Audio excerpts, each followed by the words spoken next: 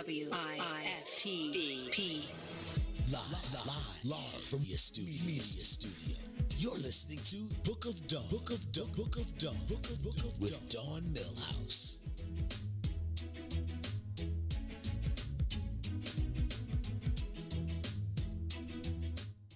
Good morning, good morning, good morning, good morning. Good morning, sunshines. Good morning, nephew Ron. Good morning, TT. Good morning, Mary. Good morning. She said good morning, y'all. She's in here working. She got a mask on. She's like, I'm not taking it off. The blood of Jesus. Good morning, sunshines. My name is Dawn Milhouse. You are now tuned into the Book of Dawn, broadcasting from the What's in It for the Black People Media Studios.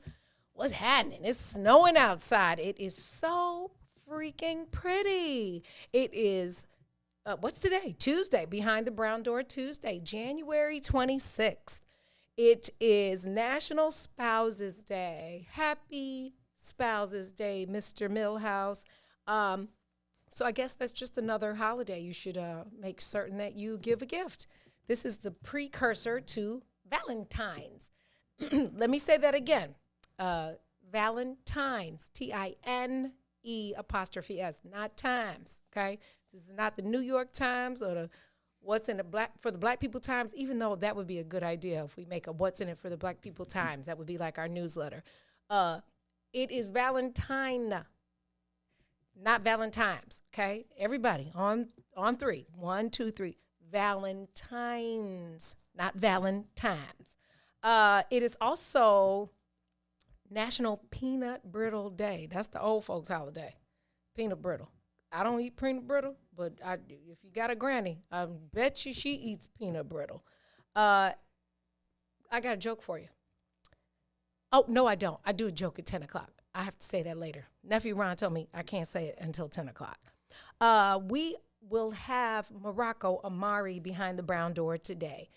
Y'all know him from, Sharks, everything. 21 Bridges. This brother from Chicago got an opportunity to stand on the performance platform with Chadwick Boseman. He's on P-Valley.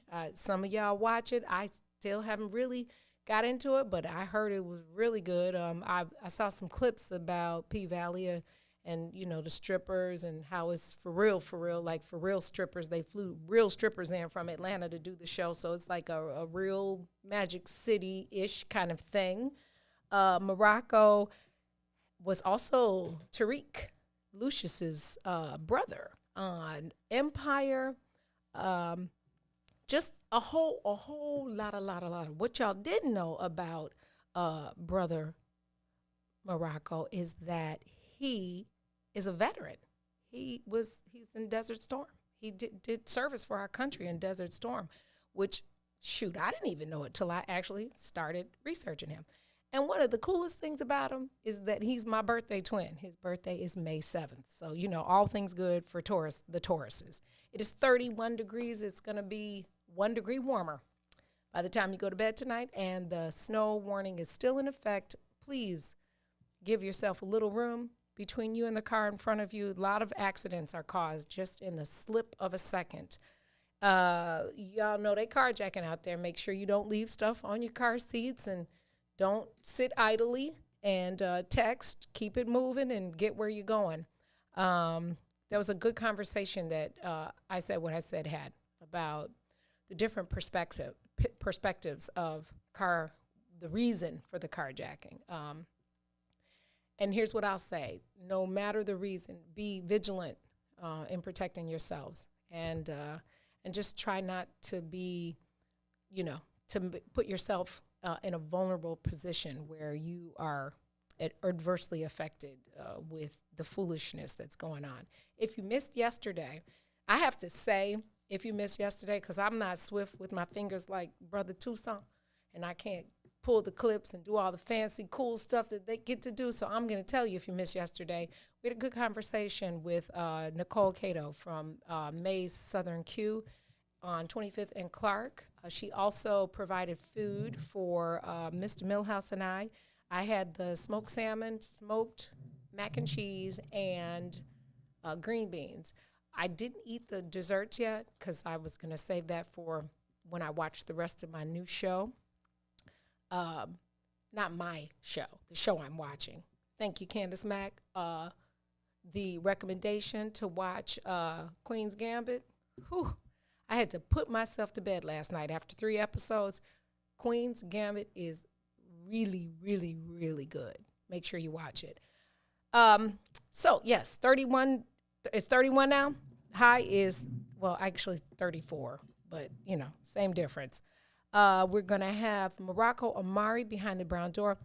And I'm all about the music. Miss Tennille calls me her music dealer. So I brought you some new heat today. Not new music to us. Chicago born and bred Dante Hall, who will be my guest next Tuesday behind the brown door, who sings and has been performing with Donald Lawrence and many greats for many years, has now authored a book, which I purchased yesterday, and I will make sure that I finish it. He is going to talk about his new book next week. I tried to get him this week, but he was busy doing like WGN and Windy City Live. I said, brother, you ain't made it to you on What's in It for the Black People. So he's like, okay, put me in, coach. So we're going to play some Dante Hall. If you're not familiar with him, you're going to become familiar because we're going to add him to our music list here.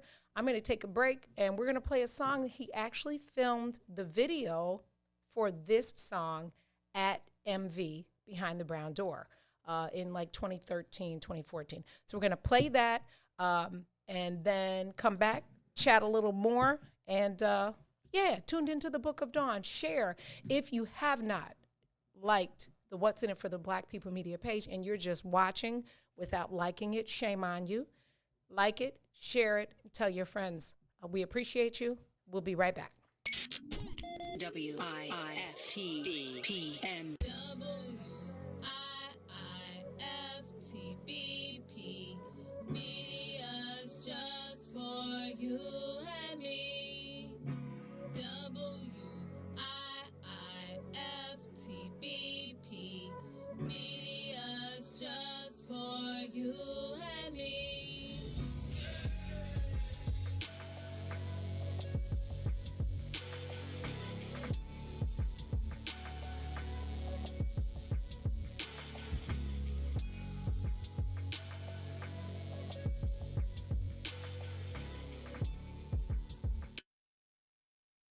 Hey Chicago, you know we've all been impacted by COVID, especially in our communities. Help protect Chicago. We need everyone to stay safe and get the facts about the COVID-19 vaccine. Visit the What's in It for the Black People Media Facebook page and www.chicago.gov/COVIDVax for the facts.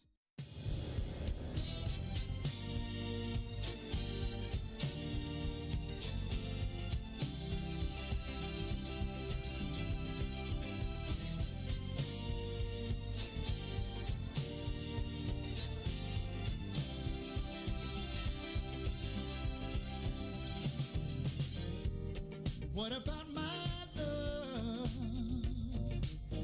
Seems you have forgotten love.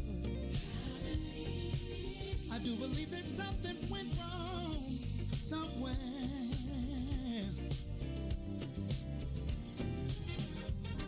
What about my feelings? Do they mean anything at all? You got me so in love, I'm too blind to see. And that you got my love, now you wanna put me down. And that you got my love, got me standing on shaky ground. What about it, baby?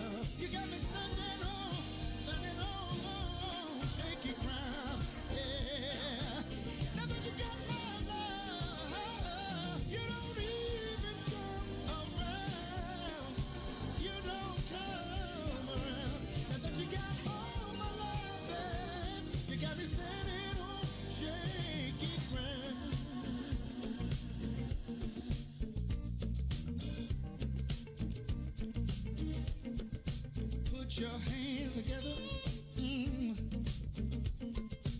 Put your hands together.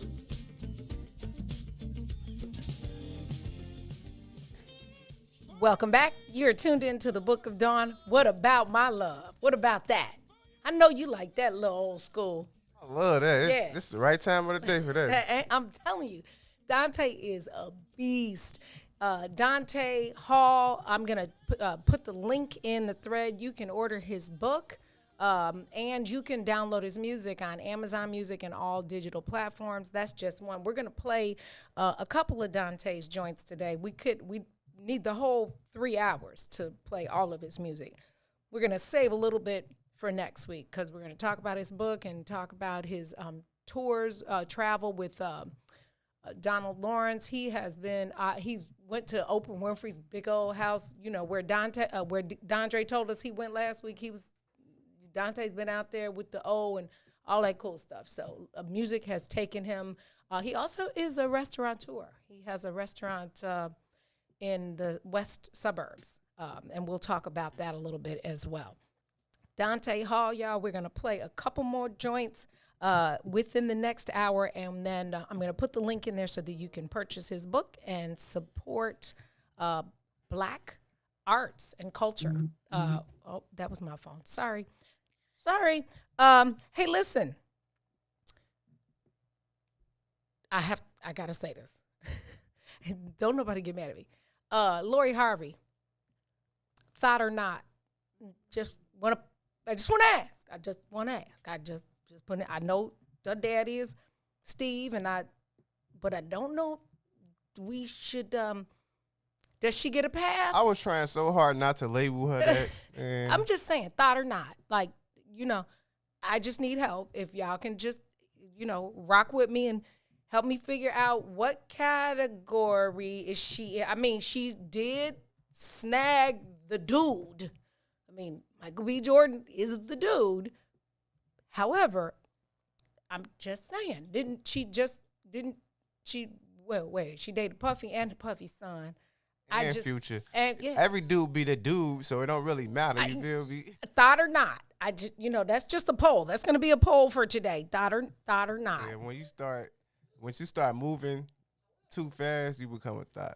She moving too fast. Like it ain't no rest for that weary soul right there. Like all I can pray, if she was my daughter, all I could pray for her is that she not having intimate relationships with all those men, because those are soul ties. And we talked about soul ties before. It is not meant for everybody, okay? You can't give up the poo nanny for everybody like that. You just can't do it, babe. She just got to stop. And Steve Harvey signing off on this one. I like that one. I bet you do. I like, duh. Like, you better like it. It's Michael B. Jordan. It helps. It elevates Steve's platform. She's 24. Tennille asked how old was she? She's a child, Tennille. And she done had, first of all, you know, y'all know I like Future. But young to be that ran through. You say it again for the people in the vernacular, okay? Yeah, you can't, baby girl. I don't know. If that was your daughter, what would you say? Would you keep signing off on this? I mean, slow down, poo-poo. Like, slow down, boo-boo. Like, you know, slow down. Put a lock on it. I mean, that show,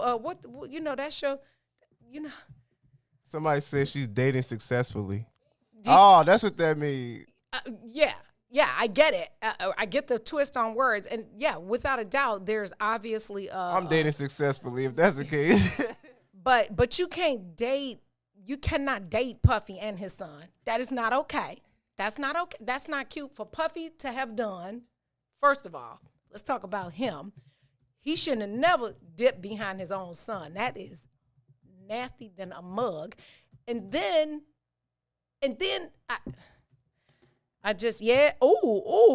Brother Brandon says she following her mama's footsteps. Well, mom really just dated the baller that went to jail, who is Lori's real dad, that they've all cut ties with, and Steve has legally adopted them. And I'm not mad at a stepdad legally adopting, but mom was a go-getter.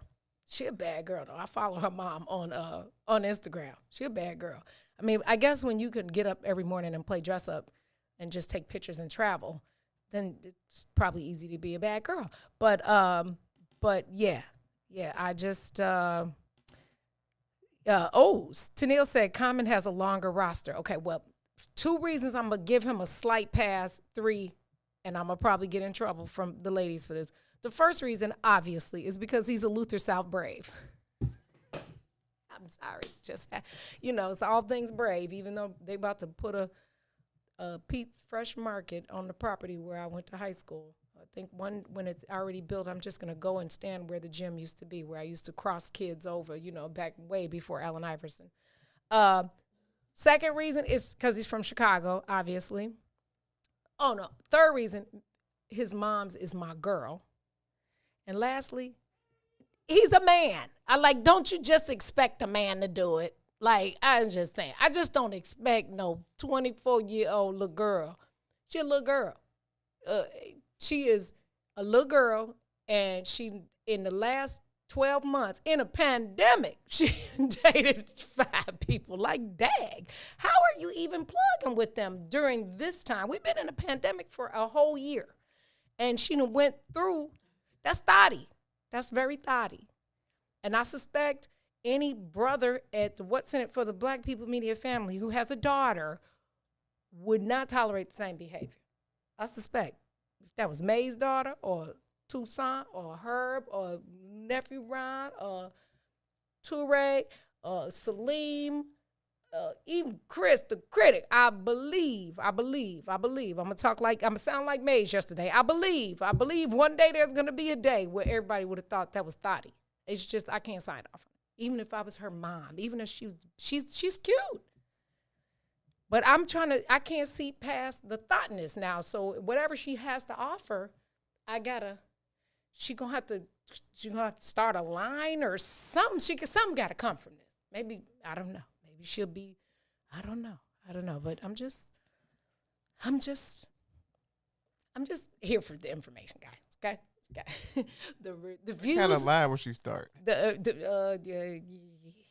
Condoms, baby. Listen, the views expressed on the Book of Dawn are not necessarily agreed by the management, but I'm just saying, Lori. And Steve says, he says from his mouth, and I quote, Steve Harvey says on an iHeartRadio show, I like this one, he says, about the actor. I still got my eye on him. I mean, I like him, but like I say to all of them, I might like you, I might approve of you, but I got a thumb-sized section of my heart filled with nothing but pure hatred for your ass, just in case you need it. He continues to say, like right now, he's a nice guy. But there's a switch that I'll click where I can hate him in a minute. Because he's not the sexiest man in the world. I think that Steve might just be saying that because he might be a little bit embarrassed. But what I will say is that Michael B. Jordan is smitten. And I actually am happy for him that he's happy. It's probably hard at that level to date successfully, not to use somebody else's words, but yeah, I don't know. I'm gonna go back to my original question, thought or not. Like y'all can put whatever word in the thought category you want to. I'm just want to know what say you for the people, for the Book of Dawn people. Listen. We had Dr. Heather on again last week. This is a great segue because although this is not a disease you can get from thottiness, or maybe you could, the COVID. Let's talk about the COVID because that's how everybody refers to it, right? As the COVID because it's a human form for most. There are tons of myths, and we debunked some of them last week with Dr. Heather. But the vaccine, I know that many of us still have a distrust because of the expediency that it was created and pushed through. I know people personally on both sides of that vaccine, the Pfizer and the Moderna that have received those vaccinations. I'm blood related, and it's just been seamless. And so they would not have put that vaccine through the rigorous testing process and allowed it to millions of people, not enough just yet, but to millions of people if it weren't safe. So I just want to make certain that you know the facts, and you can find out the facts by listening and watching the What's in It for the Black People media. We are making certain that we communicate all facts. If you've already had COVID-19, like, don't think that you're forever immune because you've had, that's like saying, I had the flu. Doesn't mean you won't get it again. If you've already had COVID-19 or you've tested positive for the antibodies, reinfection is possible. And so you still should have the vaccine. Like, don't say I had it, it was real. Even if you had a terrible case of it, terrible in my old lady voice, you still need the vaccine. Don't be fooled. Let's do fact. Let's do all factual stuff so that you truly understand it and how it will help us get back to what everybody keeps saying was our normal. It will open the world back up, and it will allow us to live and celebrate. Well, hopefully we've learned some things. Like, I don't think I'll ever want you to blow on my birthday cake again. Like, I'm going to use the Fanta cake. I'm going to use Dana Dane's thing. Like, we're going to fan my cake out. Don't blow on it, because if you blow on a cake from here on out, I probably won't eat it. However, let's get the facts. I'm going to make sure I tell you a couple of facts every hour so that we can ingrain this in your brain. And maybe when I get my vaccine, I'll do it live on the air. Yeah. I'm Teflon. I could do it. We're going to take a break. We are going to listen to another Dante Hall joint. I'm gonna find the link so you can order the book and download the music. New music. Here you go, Tennille. Dante Hall, y'all. WIFTVPN. Introducing your trusted source for high-quality Black emojis, better known as Blackmoji. We believe Black is beautiful, and that beauty should be reflected in the digital market. Now there is an app that does just that, starting with Black Greek letter organizations. Blackmoji D9 offers more than an emoji app. It is a cultural experience of Black excellence.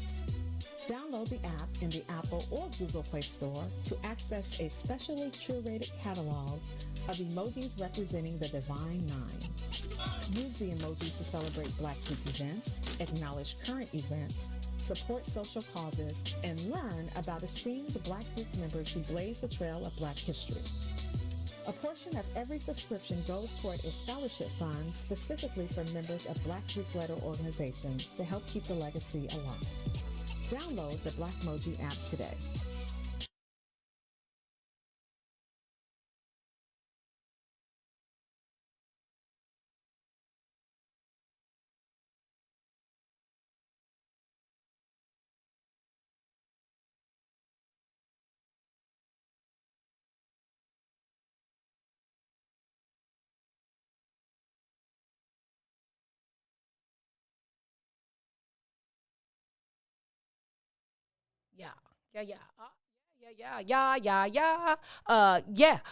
We're gonna play some Dante music in a second, but in the meantime, welcome back. You're tuned into the Book of Dawn. Special guest behind the brown door today is Morocco Amari, Chicago's own. From the West Side to Evanston to Florida to college to Desert Storm, back and on your TV shows, and he is, I think this weekend, the Wendy Williams story is coming on this weekend, and he is Wendy's husband, Kevin, well, former husband. Before we play this Dante music, Mary said, what does it say about the men who running behind each other with the thought? They're nasty too. Yeah.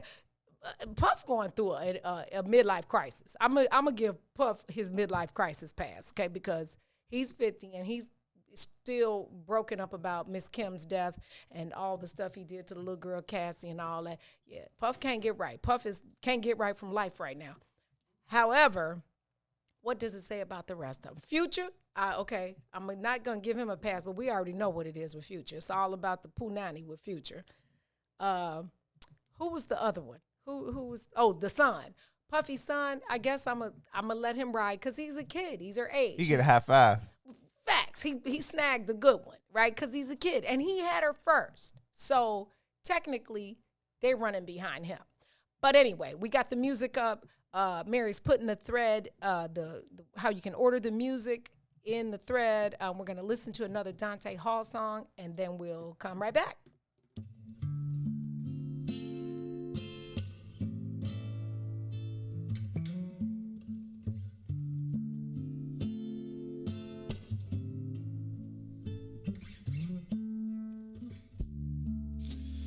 If I gave you my love,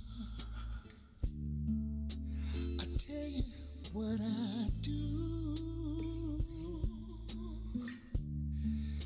I'd expect a whole lot of love out of you.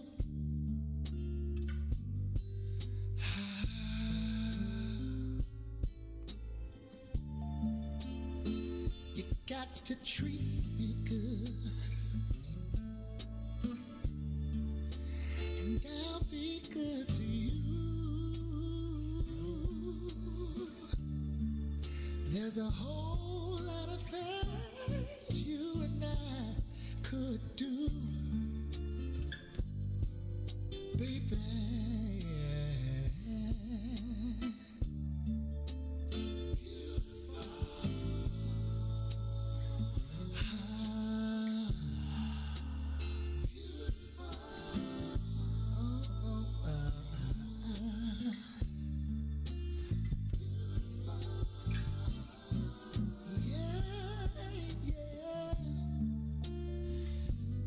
Beautiful.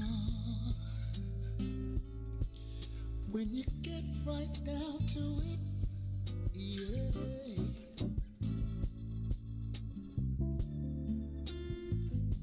You're beautiful. And I wouldn't change one thing about you, yeah.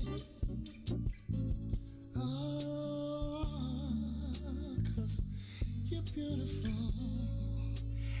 I don't mind telling the world about you, yeah.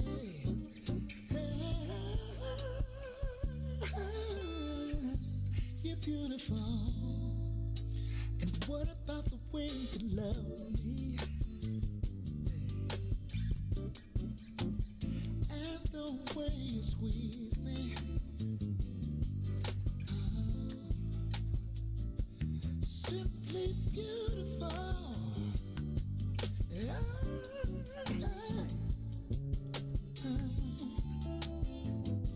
You're beautiful. When you needed me, yeah, I was right there by your side. Simply beautiful.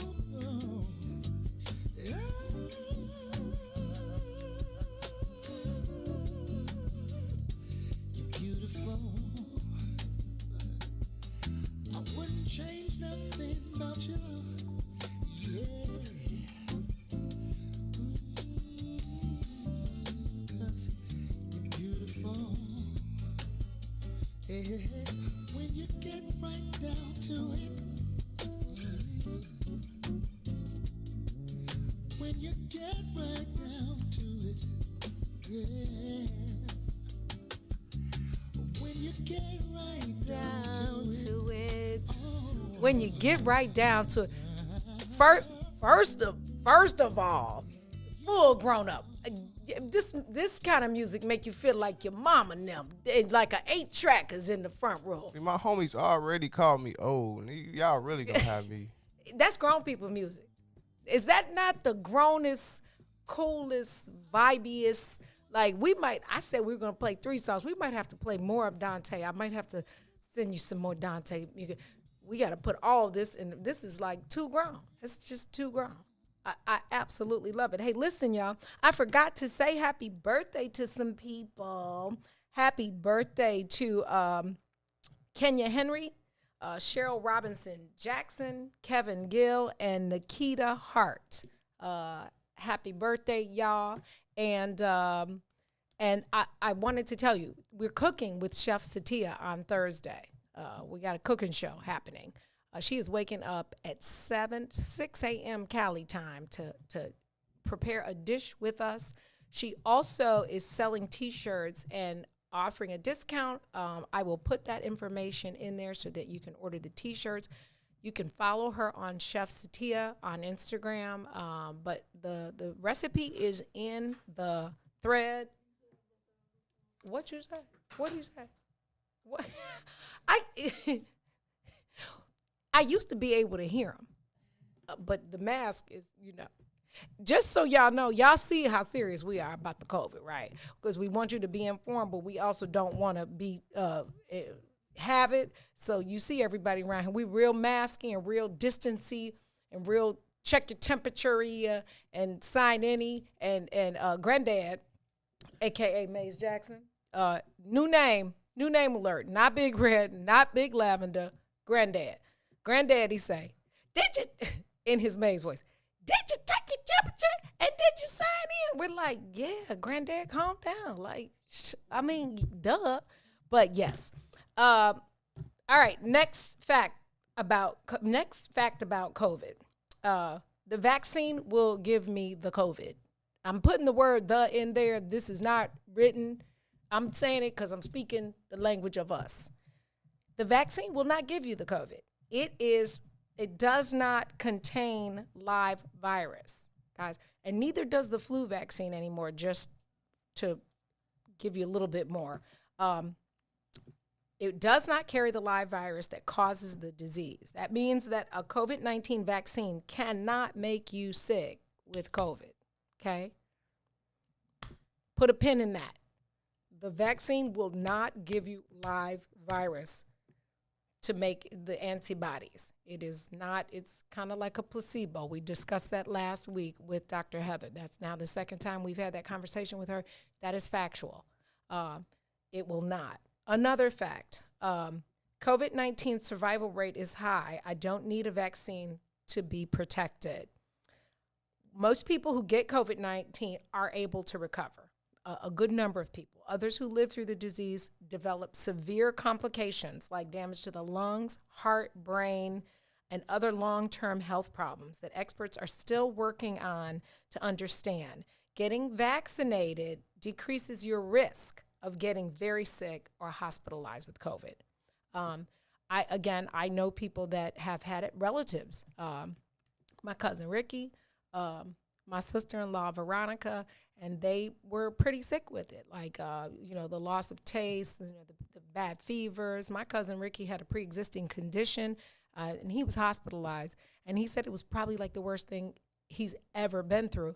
However, he's recovered. What we don't know is the long-term effects, particularly with him with a pre-existing condition. So, yes, you guys, you still need to get the vaccine, okay? At least be open. Let's just agree that we're going to be open. You'll be open to this conversation, and then maybe I can convince you that it's something of value. Because the reality is, from what I saw on the news this morning and through my own research, is that it is going to be a long time before we can get, we're already waiting for vaccines. And so the sooner we wrap our mind around the value of it, then we can jump in, you don't have to dig your potatoes. You can jump in and get it. I know what Maze just said. It just dawned on my head. Is there any way that we can create a Name That Tune with the music that we play? I would like to do a Name That Tune with all of the music that we play. Can you give me the first 3 seconds of Maze's favorite song? Don't say it out loud. Give me 3 seconds, and we'll see who can name that tune. And then we'll have to go and find all the music and put a little and figure out name, because that'll be fun, right? Because then we can make certain that they know whose music it is, right?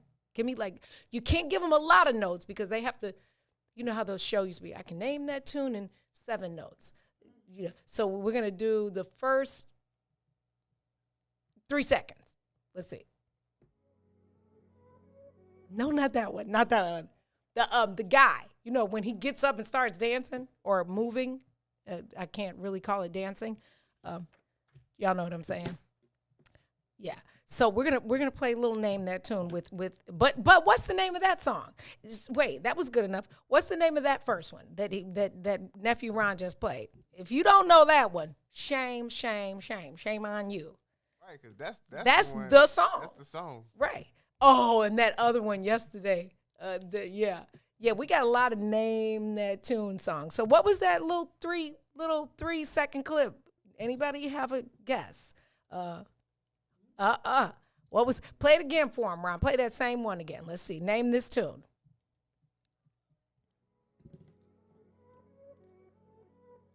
Okay, name that tune. Name that tune, y'all. I'll take that. Tell Bootsy we'll take that. He said he's open to the conversations. Philip Samuel said he didn't hear it. Play it one more time. It's the 3rd time. Nope. Oh, that was even a better clip. Y'all don't know that song? My goodness. Come on, Book of Dawn. Oh, yes, Tiger, thank you. It is the morning. It's the WIIFTPP. That's the one song that makes me feel like I could actually sing, because I can hold that note. Yeah. Good job. Now let's give them, you know, the other one is, right? All right. Next one.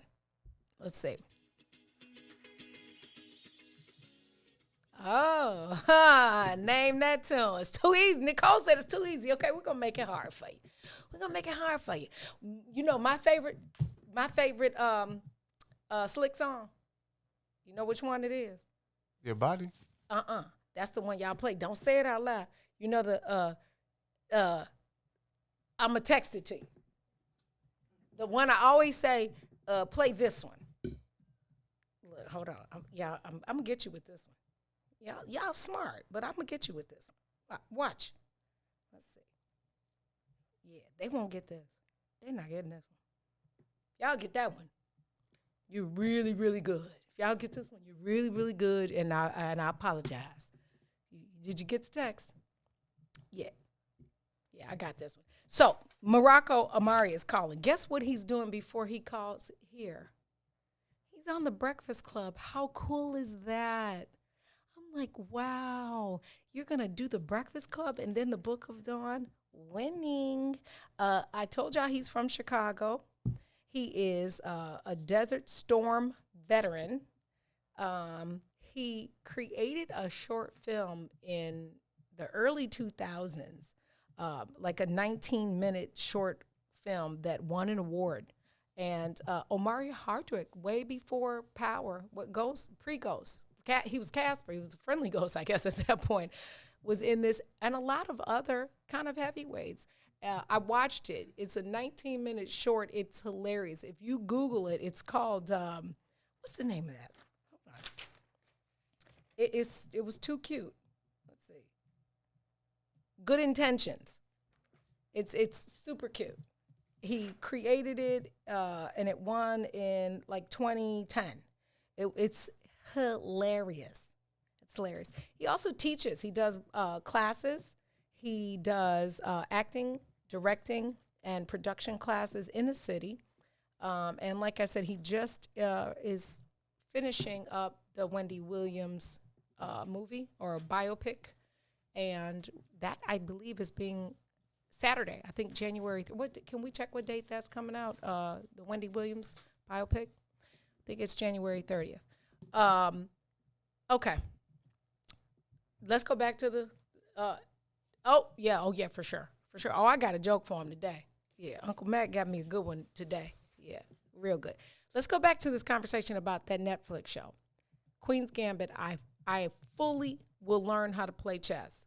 It is the one show I've ever seen that made me literally want to learn how to play chess. So the biopic come out in 4 days. Yeah. Yep, 4 days. 4 days again. There's that 4 days again. 4 days happens to be my favorite number. So yeah, so that would be the 30th. So yeah, the biopic comes out in 4 days. We got to make sure that we support him. That's one of Chicago's own, y'all. But Queen's Gambit was so good. After the 3rd episode, like Mr. Milhouse and I had to like say, okay, turn the TV off, because it would have been easy to stay up all night and watch the whole first season. It was really good. So you have to learn how to play chess, though. You don't know how to play chess? I know how to play chess in life. Like, I don't play checkers in life. I play real chess, but I don't know how to play. And I am the queen, but I don't know how to play it on the board. Like, yeah, if I can. So I figure Mr.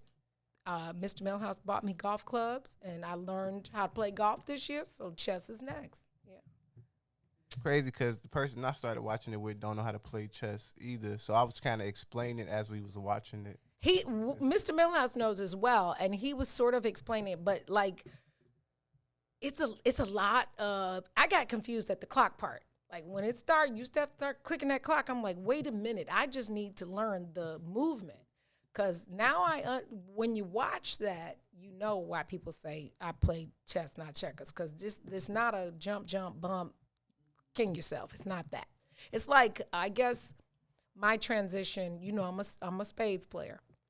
And I have attempted to play bid, but I just can't wrap my mind around the ace of spades being worth nothing. I just can't. And so I never translates. So like, I'm always like, high, low. That doesn't make sense in life. Yeah, I couldn't mess with it either. So I hope that my transition from checkers to chess I hope I embrace it a little bit differently, but I definitely am going to learn. I will not promise you that I'm going to be the best player, but I'm going to learn the game. Just like, you know, I learned dominoes a couple years ago. I didn't know that it was actually that cool. You got to be able to count quick on your feet. So that one was a little different for me too. So I was just like, y'all know all that adding and back in it, but it was a cool game. Like, I get it. I learned how to play all that stuff like really young, like because my mother worked a lot, so she left us with our grandparents. So I learned how to play like chess, dominoes, all that stuff at like 8, 9 years old. Yeah. Backgammon was my game. I like backgammon. Now I do know how to play backgammon. What about Chinese checkers? I learned how to play that too. That was fun too. Yeah, that was fun too. Yeah. So maybe, nephew, you could give me some pointers. Between you and Wilbur, I should be pretty good with chess. Just give me basics first. Baby steps. Over here. All you need to do is learn the moves. After that, you come up with your own strategies and game plans. Okay, yeah, because the Queen's Gambit obviously is a move. Like, she's bad. She's bad. The mother, the mom, the adopted mom she's super badass. Like, she tickled me with her martinis and her Gibsons and becoming the agent of her daughter. I love it. But the young sister who plays in it, in my opinion, is the star of the show. So much so that I was so tickled, so enamored with her. I like looked her up because we were trying to determine her age. And I was like, she's playing like a teenager, but that's a grown up. She is like 24-ish, but like a rising star. You talk about a rising star. I said, if this show wins an award and this girl does not win like a supporting award, I'm going to be super salty, because the star is dope, but Sister Girl keeps everything in order. Her comedic, like her delivery, she is so spot on in her prowess to be an actress. She's super, super, super dope. We are going to take a music break. We got another Dante.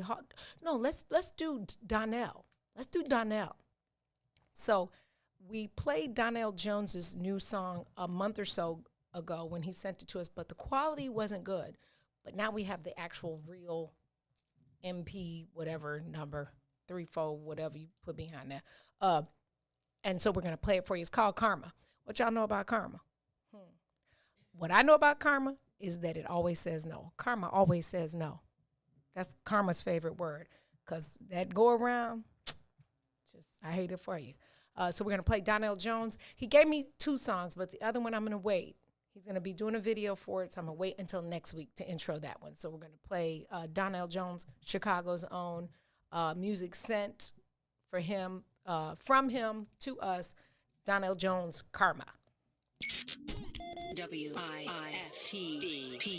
The Chicago Legal Network is the collaboration of attorneys that concentrate in many areas of the law most needed in Chicago neighborhoods. The CLN lawyers focus on personal injury, criminal defense, and other issues. The CLN lawyers all average over 20 years of legal experience and are dedicated to helping the Chicago community. The Chicago Legal Network is committed to developing black lawyers through mentorship and co-representation. So if you were injured in a car accident, slip and fall, or injured on the job, or you need assistance with criminal defense, including driving violations and DUI, check out ChicagoLegalNetwork.com for more information, or call 773-912-3545. 773-912-3545.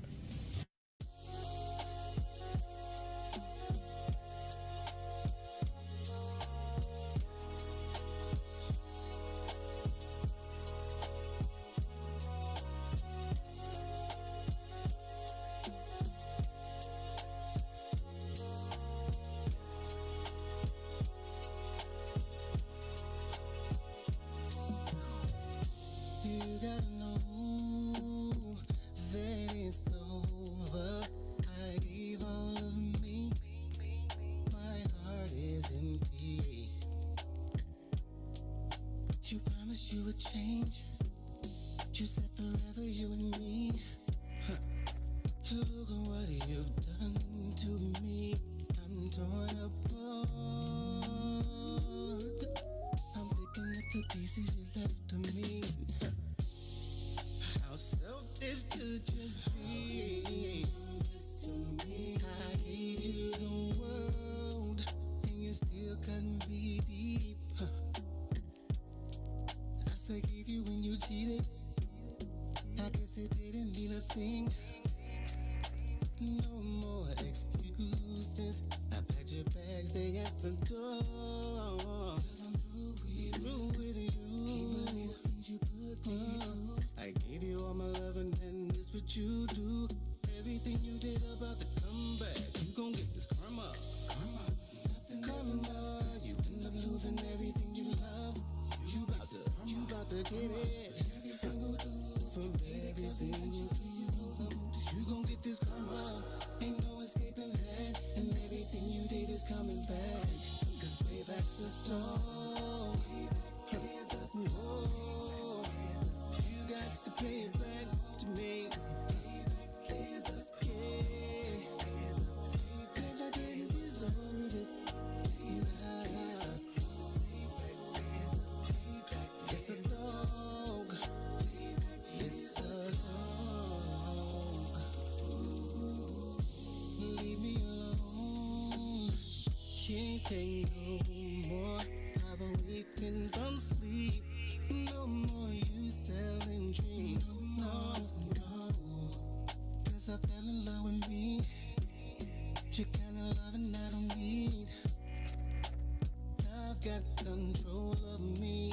Your bags is at the door. I'm through with you. Can't believe the things you put me through. I gave you all my love and then that's what you do. Everything you did about the comeback, you gon' get this karma. Karma, you end up losing everything you love. You about to get it. Every single dude from every single dude. Cause you losing again. Cause everything you did is coming back. Payback's a dog. You got to pay it back to me. Oh yeah. Cause I didn't deserve it.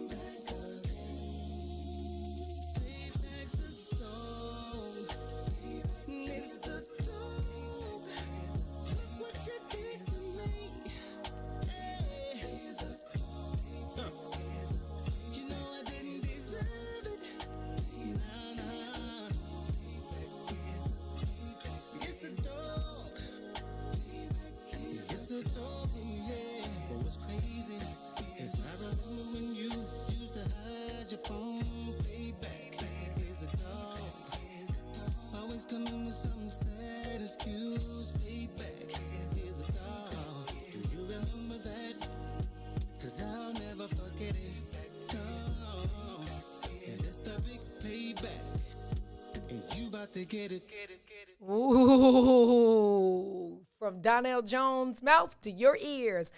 That's a, if I could step, I would have started stepping. This is real grown folks That's music definitely today. Steppers music. Yeah, man. But did you hear the words though? He said, "Payback is a dog." I'm thinking it's like a pit bull, like untrained or something.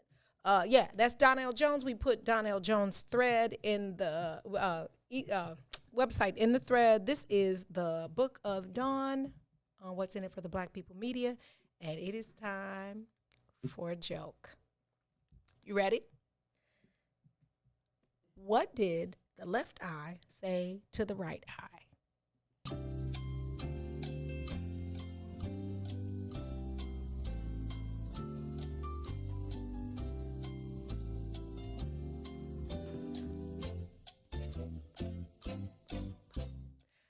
What did the left eye say to the right eye, Ron? You can't see me. No. Anybody else want to guess? Want to guess? No, yeah. All right. For 3,000, Alex, the left eye said to the right eye, between me and you, something smells.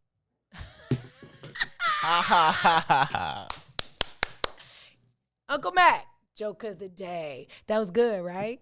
Between me and you, something smells. Of course it does. It's your nose. Kitties. That was a good one. I enjoyed that one. I enjoyed reading it. I was tickled. I was too tickled by that one. Yeah, I can steal that one. Yeah, for sure. For sure. All right, COVID fact. Do we need another COVID fact? Of course we do. We don't know what's in these vaccines. You ever heard anybody say that? I used to say it. However, both vaccines have published the ingredient lists. In addition to the COVID-19 mRNA that protects you against the virus, both vaccines contain lipids, which are fats, that help deliver the mRNA into your cells, and other common ingredients that help maintain the pH and stability of the vaccine. Despite theories circulated on social media, they do not contain microchips or any form of tracking device. Yeah, this is not Tuskegee, y'all. Just come on now. We ain't there, but we ain't there. I'm just saying. Okay? No, the iPhone that y'all keep trying to make me get is the darn microchip. 5G. I'm saying, like, Google is the microchip, because all you got to do is look at something on Instagram, like it one time, and it's going to pop up in your searches forever. Like, Jesus. You think they following you? Watch that Social Dilemma. It's on Netflix. Watch that movie. Oh, is that about how they about all of that? My cookies and all that? Mm-hmm. Yeah. Because all you literally have to do is like something one time, and then it just keeps popping, and then everywhere. Algorithms. Yeah. It's called chip. Ain't no algo, nothing. You following me? Like, I looked it up one time. Stop it. Oh, what would life be like if everybody's search was public? Jesus Christ. That would be all bad. That would be all bad. That would be like super bad. Let's see. Another fact. I want to make sure that I give you these so you don't lose sight. So I don't want it to be bundled into a bunch of other stuff. COVID-19 vaccine will alter my DNA. The mRNA from a COVID-19 vaccine never enters the nucleus of the cell, which is where the DNA is kept. The mRNA from the vaccine cannot affect or interact with our DNA in any way. Dang, so we can't get superpowers? Oh, hell no. Well, yeah, the superpower not to get the dish, but not, not like Michael B. Jordan. This is, yeah, get your own. Get your own. Anyway, yeah, I could stay there forever. But I don't think I want me one of those. You don't want superpowers? I don't want a Lori. You don't want a Lori? Yeah, what I hope. So let me be serious. Not if it's gonna leave me. I'm gonna be serious right now as a mother of daughters. Okay, I'm gonna be transparent. Sometimes you whoop panub. In my Eddie Murphy. Y'all remember Eddie Murphy when he said wooka panub when he was playing the Little Rascals guy on Saturday Night Live? Sometimes we look for love in the wrong places when we're not completely secure in who we are. Especially when you're popular or celebrated or cute, and I say in quotations because cute is relevant. But when you find yourself in and out of relationships like that, there's something that isn't grounded in you. And what I would tell my own daughters, in all seriousness, is figure out you before you figure out you with a man. Because your happiness has to come from inside you. Another human cannot make you happiness. They can add to your happy, but they cannot make you happy.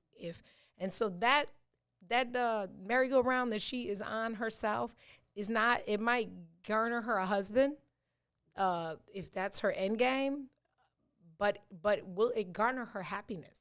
Because that's two different things.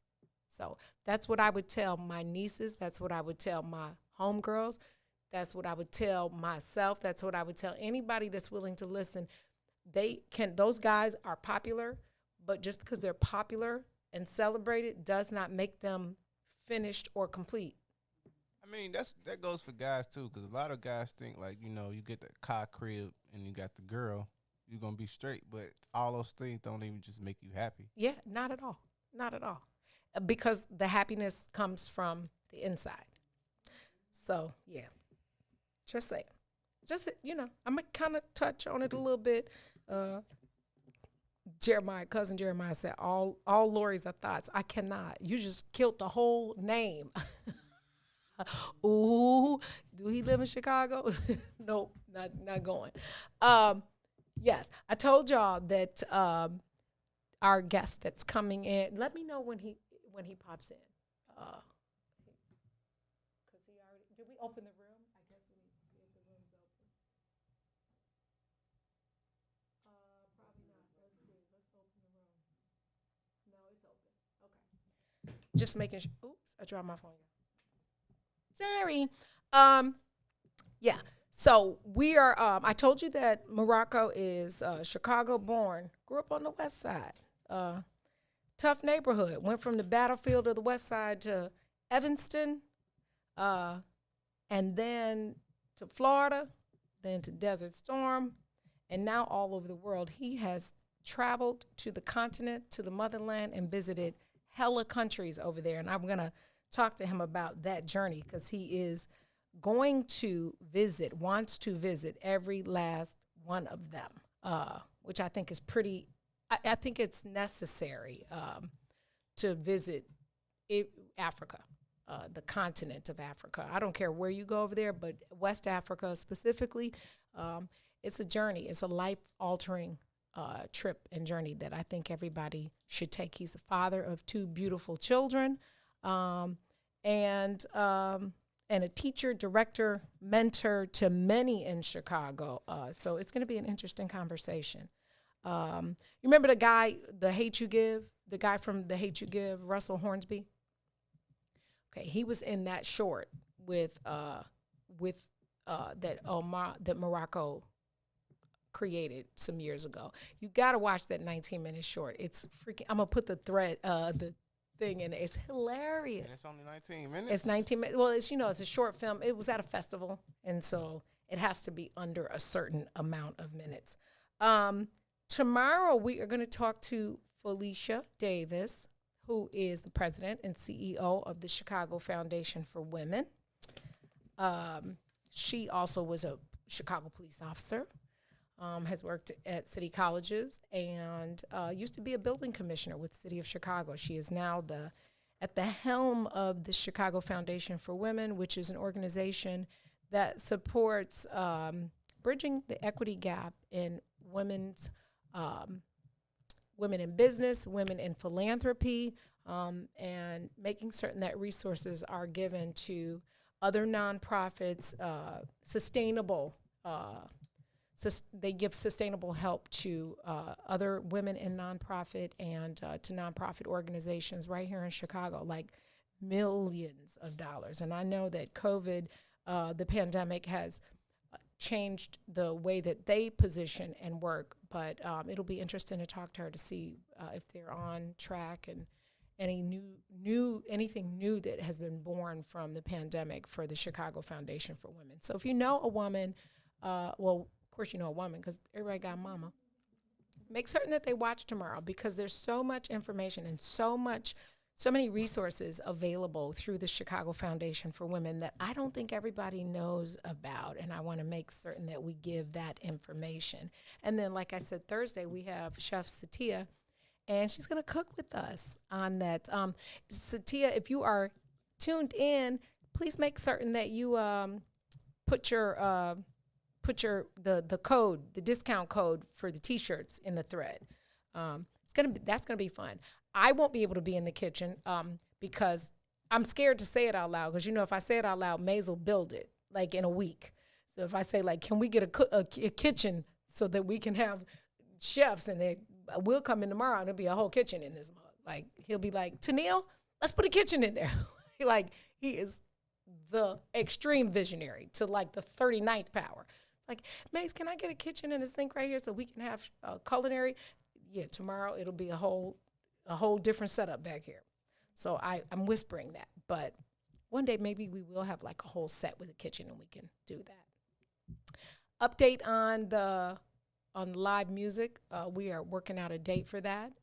So that's going to be, we're going to make that happen in a pandemic before the end of February. You heard it here. I can't give you an exact date until we film it, but it will happen. And Brother Murray Smahan and Brother Slick J. Adams will be our first two guests for that. Jason Grant has agreed to play the drums, and it's going to be a good deal. It's good. Songversation. They're going to have a conversation in song. Did I just do like my granny and scratch my hair with my pen? I did, because my ponytail's super tight. Yes. So, what did I want to talk about? Hold on. I wrote it down. Hold on, y'all. Hold on. Okay, hold on. Brain freeze, but hold on. I screenshot it so that I could remember, I wanted to tell y'all this. Hold on. I told y'all the girl's name is Moses Ingram. That's the little girl. She's not a little girl. That's the girl's name from the show, the sister from Queen's Gambit. And I'm mad right now because I just Googled it. And when you Google a show and you click on cast, everybody pops up. She don't pop up. I noticed that. Actually, the first link is like 5 white faces. It's crazy, right? Because she's like co-star damn near. It is not a show without her. I noticed that as well. I'm glad you brought that up. I had to scroll down a little bit. I actually put the words in the black girl in Queen's Gambit, and then it took me to her. I did take issue with that. I'm glad you mentioned that. Right away, I took issue with that. Yeah, as we should, and maybe we should do something about that because it definitely makes a difference if somebody was trying to do the same, trying to get the information and didn't have it. So listen, you know how I am with words. So I wanted to do a little quiz. That's not me this time. I promise. That's not. Is that you? Let's play this. Let's play this little quiz, okay? So when we have our guests, Morocco Omari, that we speak properly. If I said this, I'm going to leave a blank and I'm going to give you 2 options, okay? Please blank this free soda. Are you accepting, EXCEPT, or accepting, ACCEPT? Please blank this free soda. That's an easy one. That's easy? It was easy for you, Mr. Chess player, okay? Chess is easy for you. I won't say nothing. We're gonna see if the comments. The comments come. Yeah. And maybe we could put the definition in there so they'll understand. And maybe even if you say accept, you mean accept, or if you say accept, you mean accept, because you have to use the right inflection when you're saying the word, because, you know, we're Chicagoans primarily. Everybody watching isn't from Chicago. However, we do take our little word. Our dialect is a little different. So, yeah. Next question. There is no need blank shout. Is it to, T-O, to, T-O-O, or to, T-W-O? I hate this one. There is no need blank shout. There's no need to shout. Do you spell the two T-O, T-O-O, T-W-O? Come on, people. Brandon, yeah, that's very stylistic-y. Yeah. Dante, too. Okay. Those are your grammar quizzes today. Two, it's T-O-O. Two, you don't let, yeah, two and two, not Tucson. I should have said T-O, T-O-O, and T-O-U for Tucson. T-O-O. There's no need to watch somebody argue. Hey, Google it. Google it. So it's with two O's? It's yeah. There's no need to shout? Let's look at the definition. Shall we? Shall we? Okay. Definition of the word to, T-O-O. To a higher degree than is desirable, permissible, or possible, excessively. Remember the word after it was shout. Okay. The word to, T-O, expressing motion in the direction of a person, handed to him. Listen, you can't argue with the factual vocabulary. But who put that sentence together, though? It doesn't matter. It's a proper sentence. Accept. Let's go back to accept. The definition of accept. I think it's T-O in that sentence. I promise you it's not. It's not. All one word. It's not. I promise you it is not. That's another good one. It's versus it's. It is versus, yeah. That's another. And then what was our top of the hour lesson in words? It is not Valentine. It's Valentine. My funny Valentine, not times. Okay, Chicago. Okay. Yes. And then that's not because I went to Luther South. That's because I have the thesaurus on my phone, and I think that's pretty cool to have. At 12 o'clock today, Miss Tennille is minding her own black business.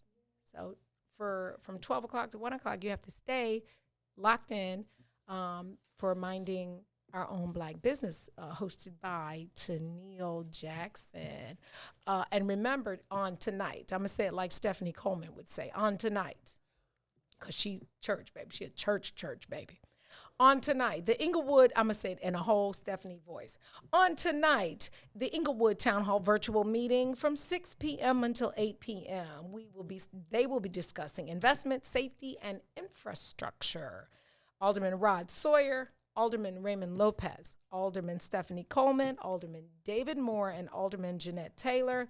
Special guests will include CDOT's Commissioner Gia Biaggi and 7th District Commander Rodney Hill. We can probably put this link. Can we put that link in there so that they can? It's free. It's free. Remember, we talk about community. Yesterday, Herb and Tu talked about community. Tu said it best. All these babies are our babies. And we won't make a change until we accept the concept that all of the village, we're responsible for the entire village, which includes Inglewood. So make certain, or in my TV broadcast voice, because this is how they say it. Another thing that irritates me, angle. They say the E like Anglewood. And they say, somebody help me. Now, I don't know this answer, which is rare, right? Is it troop or throop? It's troop, right? The street. I hate this one too, because I say troop and people be saying like it's troop. Yeah. But the newscasters say troop. I think it's troop. But the GPS says troop. Does it say troop? And you know what I don't like is when our people say Prairie. Prairie is not a street. It's Prairie. Yeah, and there's a difference in Perry Street. Perry, that's on the west side of the Dan Ryan, and Prairie, a.k.a. Prairie, is on the east side. Speaking of that, I am a member of a Facebook group thing called Forgotten Chicago, and somebody posted a picture the other day and said, this is me, my auntie, and my cousin on the Lower East Side. And when I tell you that group lit that brother up, they said Lower East Side of where? Like, ain't no Lower East Side of Chicago. I was just finna ask you that. Where's the Lower East? What's the Lower East Side? Yeah, ain't no Lower East Side. They handed him his. They were like, of Wacker, because that would be the pound. It was freaking hilarious. They were like, you're talking about Hegwish or Ewing Avenue? Like, yeah, it was too funny. Okay. I literally tried to view the area in my head as soon as you said Lower East Side. Ain't no Lower East Side. It's the East Side, and that's it. And it's short, because once you get too east, you're in the water, okay? Yeah. That's all. Yeah, cut it out. That sounded good when you thought you should be typing it, but that's not a good look. Okay, they said it's true. Okay, good. I'm glad I'm right. But and Prairie, y'all know it's Prairie, not Prairie. Y'all know anybody that say Prairie? I do. I can't even say it out loud because I don't want to get in trouble. But I know some people that say Prairie. It's not Prairie, y'all. Yeah, it is the East Side, Brandon. Ain't no Lower East Side. Ain't no there is, yeah, it's the East Side, but ain't no lower. What's Lower East? Like, there no such a thing. No such a thing. It's just the East Side. And here's the thing. We never called it, like, we give it credit for being the East Side, but technically we don't say East Side. Technically. I mean, when I was a youngin', we didn't say East Side. We said North Side, South Side, West Side. Like, and then we would say over East. Over East. Like, we didn't say the East Side. Like, we didn't give it a name. We would say like over East, Jeffrey Manor, Pill Hill, the Highlands. Because there's only certain places you can go over there. Right, Rainbow Beach. Like, we didn't, like, it was not a quote unquote side. It was we called out the neighborhoods. But I'll rock with East Side. It gives us a fullness that we say South, we say North. Okay, we'll go East. And the East Side does not start until you get to. It would have to be Cottage. I say Cottage. Oh no. East Side. Give them Cottage. No, hecky no. And Jeffrey. It would have to be Jeffrey. You petty. They can't even have Stony. Nah. It would have to be Jeffrey. I'm saying, because that's East. Like, Stony is nah. I'm a rock with. I don't know. We can put that up for discussion. Yeah, like, let's ask. Where does the East Side start? At Stony or Jeffrey? Because I'm gonna say Jeffrey. I'm a rock with Jeffrey and like Ewing and that part, Commercial, all that stuff, where the stores used to be on Commercial and where you could go get your Gloria Vanderbilt shoes and all that type of stuff. Yeah, but we used to say over East. I will adopt saying the East Side because it's fair, and I want our city to be all encompassing of everything. But it was over East. Now I'll say the East Side, but it is not the Lower. We don't have a Lower East Side. We do not. We have Lower Wacker. We don't have a Lower West Side. We don't have just like we don't have a near West Side. We don't have none of that. We don't have a Midtown. We are not in New York, even though some of the people on the radio that I listen to try to sound like the only one from New York is Ed Lover, and all the rest of them have adopted that because they think it sounds good, God. You know what I'm saying? And I don't want to call nobody out, but y'all know who I'm talking about. So I got another question. What do you consider the low end? The low end is the 40s, the 30s and 40s. Thank you, because people be like on 55th, they be That talking is about not they the the low. low end. Yeah, The 55th is not the low end. Yeah, it's not the low. It is absolutely not. 43rd. Ain't 55th Street, low. where's Terratown? Like, ain't that the 50s? Yeah, like Yeah. 60. Yeah. The low end is 30. I want to say 35. 9th, But I'll give him 39th to 43rd. 43rd. I'll give him 43rd. I'm going to say 39th to 43rd. It would be what I would consider the low end. I say 43rd to like. Now 3rd. you got 39th Street is the low. You wouldn't even give him 43rd. It's to 43rd Street. 35th, you got to go lower than that. Nah. Yes, because the projects was on 35th. Yeah, but that wasn't the low end. Ida B. Wells wasn't considered the low end. To me, it was. The extensions in Ida B. Wells was the low end. But that means where was Dearborn Park? Where was That's that? the low end. No, that's not the low end. No, it's not. Okay, y'all, we need somebody. Let's call our resident Tucson. We need to know the boundary of the low and where the east side starts. 43rd to 35th, low end. I'm going to say 39th to 43rd. That's what I'm going to say. And it would be Cottage or Drexel to, it's not all the way to the Dan Ryan, that's for sure. I'm going to say maybe Drexel to Michigan. Yeah, I'm going to say Drexel to Michigan. And that's why I'm not going to give you 35th, because Drexel ain't on 35th Street. Okay, Lawless is on 35th. Okay, but that's just a project. I mean, That's the hood still. That's the low end. It's not the low end. Just because the numbers are low doesn't mean it's the low end. That is not how no. That's just like saying Listen, I the grew up in the project's on. extensions. Where was the extensions at? 33rd, right? EXTs? That's not the low end. I grew up. That's the low end. That is not, I mean, it sounds good though. It sounds really good. Just like Lower East Side sounded good to the brother that posted that, but that doesn't make it so. Okay, listen, we're gonna take a break. We're gonna play another Dante Hall song, and we're gonna see if our brother Morocco has jumped on the line. Y'all help us out with this conversation because we need the boundaries. We need the boundaries of the low end and the boundaries of the east side. Where does it start? Because you can't, just like somebody the other day had the nerve to tell me they live in West Hyde Park. What is that? It's only Hyde Park. Bruh, 55th and King Drive is not West Hyde Park, but they lived on Princeton. They 59th and nothing next to the freeway is Hyde Park. Cut it out. They need to cut it. Bruh, I just named 5 aldermen. One of them is your alderman. That is not Hyde Park, okay? Just know your boundaries. Everybody got to know their boundaries. And y'all got to help us out with this because it's some suburbanites that need to know this so that they don't go on 3rd and 3rd talking about we on the low end.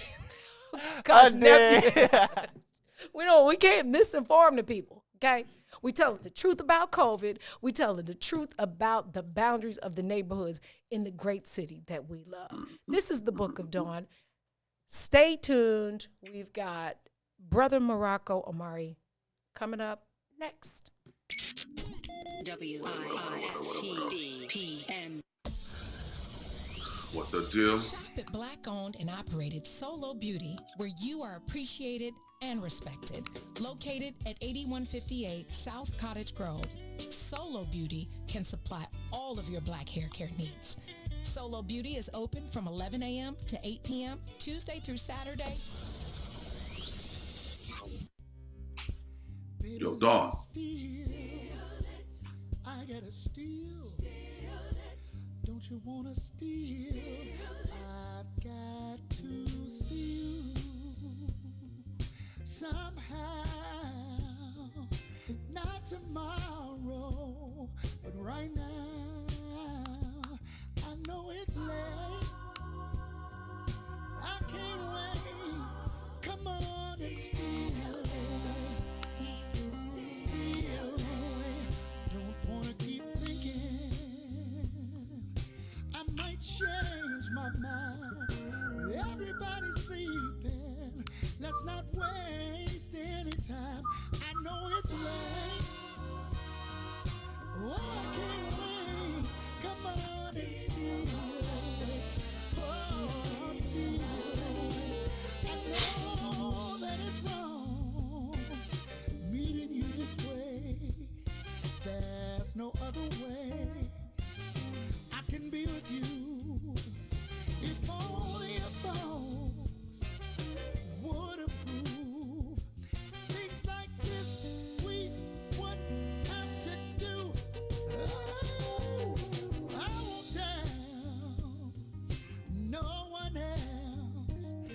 I'm gonna keep it to myself. I know it's late. Oh, I can't wait. Come on and steal. Oh, steal. Hey. Yeah, yeah. Baby, won't you steal? I know that it's wrong meeting you this way. There's no other way I can be with you. Oh, if only your thoughts would approve. Things like this, you and I would have to do. Oh, I won't tell no one else. I'm gonna keep it to myself. I know it's late.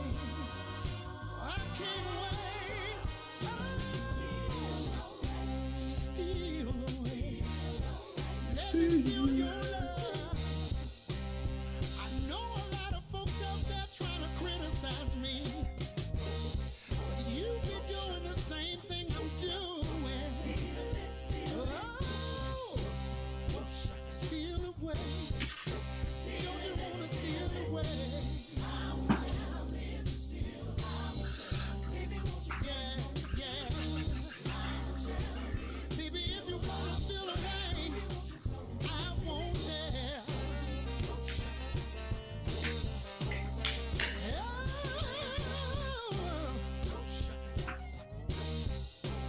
Baby, won't you steal away? I won't tell. I won't tell. Baby, won't you come on and steal it? Baby, won't you come on and steal it?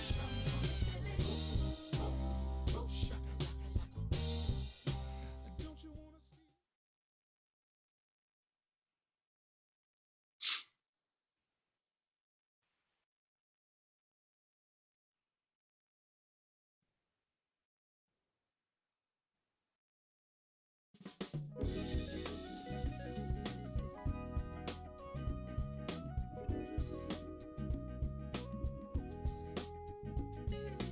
Mother, mother, there's too many of you crying. Brother, brother, brother, there's far too many of you dying. Hey, baby. Damn, you fine. Oh, you just gonna ignore, brother? Don't be fine and ugly at the same time, mommy. Don't you want to get with a millionaire? Oh, yeah, I got your eye now, I know. Remove the doubts from your mind.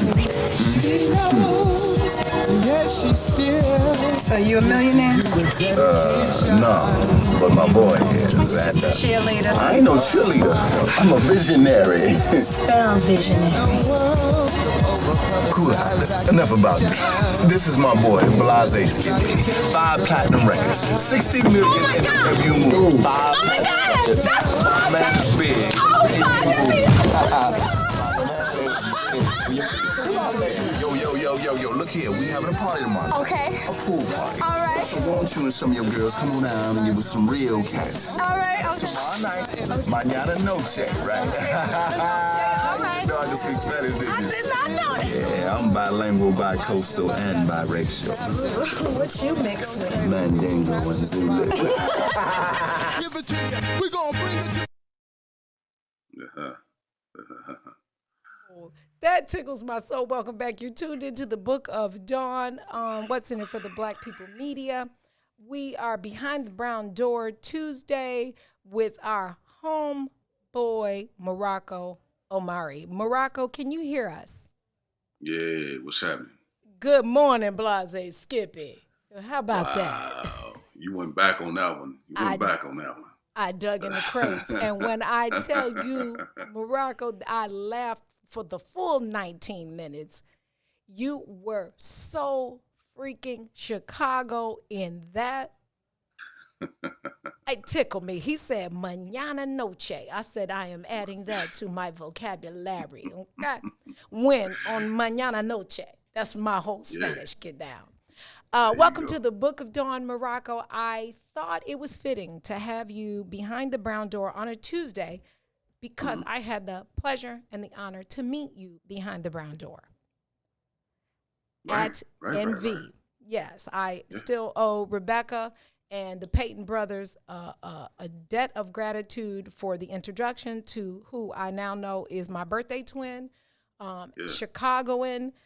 He went from the battlefield of the West Side to Evanston, down south to the battlefield and served our country. And I wanted to chop it up with you a little bit. Many people know you from different roles. The Tariq on Empire, P Valley, Chadwick Boseman, 21 Bridges. And then on Saturday, the release of the Wendy Williams film. I just wanted them to get to know you, Morocco, our homeboy. And so let's just jump right in. You were born and raised for a period of time on the west side of Chicago. Yeah, 60644, west side of Chicago, like between Cicero and Laramie and right off of Jackson, Gladys. The street was Gladys. So yeah, born and raised there. I was born in Cook County Hospital, so I'm real Chicago. You know what I'm saying? Absolutely. Ward 51 for me. You make it out of Cook County, man. You know what I'm saying? Everything else is easy. Absolutely. Yes, sir. The old building. The real Cook County. Yeah, the right. old building. Exactly. You look like an asylum. Where your mother didn't have a room, there was a ward of people. Yeah. So tell me about, I watched, in researching for this interview, I watched some previous interviews that you've done over the many years. And you talked about what we know. We just had a conversation. I don't know if you were able to hear this, but we just had a conversation. We were trying to define neighborhoods in Chicago. Like, what is really the West Side? What is really over East or the East Side, and what the boundaries were. But you just gave us the absolute West Side street game. Tell us how being exposed to that plays into what you do now for a living as an actor. Well, Chicago is full of like storytellers, and my introduction to storytelling was, of course, my family first. There was always people playing spades, parties, and then Richard Pryor was always going in my crib. So I was exposed to Richard Pryor at like 5 years old. So, wow. Of course, I mean, it was, I wasn't supposed to be listening to it, but my uncle had it playing. And as a kid, of course, I didn't know the adult jokes, but I found him funny, and his storytelling gave a visual for my young 5-year-old mind. And that was my introduction to comedy. That was my introduction into storytelling. It was another way of escapism. And then me and my grandmother, we used to watch Sanford and Son.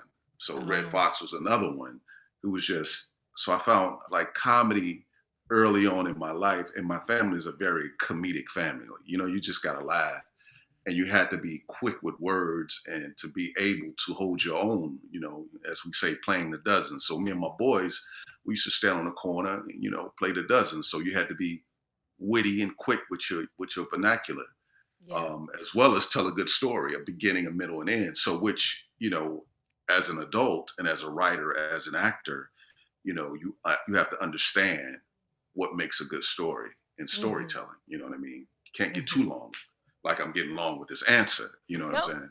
So no, it's all necessary. I think that I think what is interesting for me to have learned about you in studying for this interview were that you were exposed to comedy first, and that you learned the love of the storytelling art from those influences, but also that acting really wasn't your plan Acting wasn't your plan. Was professional athletics. And we're gonna get there, but then we're gonna talk about how starkly different the contrast of neighborhoods was from you to move from the west side of Chicago to Evanston with your dad, and tell us how that influenced you or not, or gave you a better exposure to what would happen next, and that would be college. Yeah, well, it definitely exposed me because when my mom, like, I was going to go to, I think, Prosser or Steinmetz or one of the West Side or Northwest Side schools, because I wanted to play football, and they, at that time they had a good football program. And that's where my head was, playing football, wanted to play pro football. My dad was like, he went on a few of the high schools that I was interested in. And, we were going back and forth. My mom was trying to get me to move with him. And I was like, yo, I don't want to move to Evanston. What's in Evanston? So my dad was like, you know what? Let's take a ride. Let's just take a ride. I want to show you something.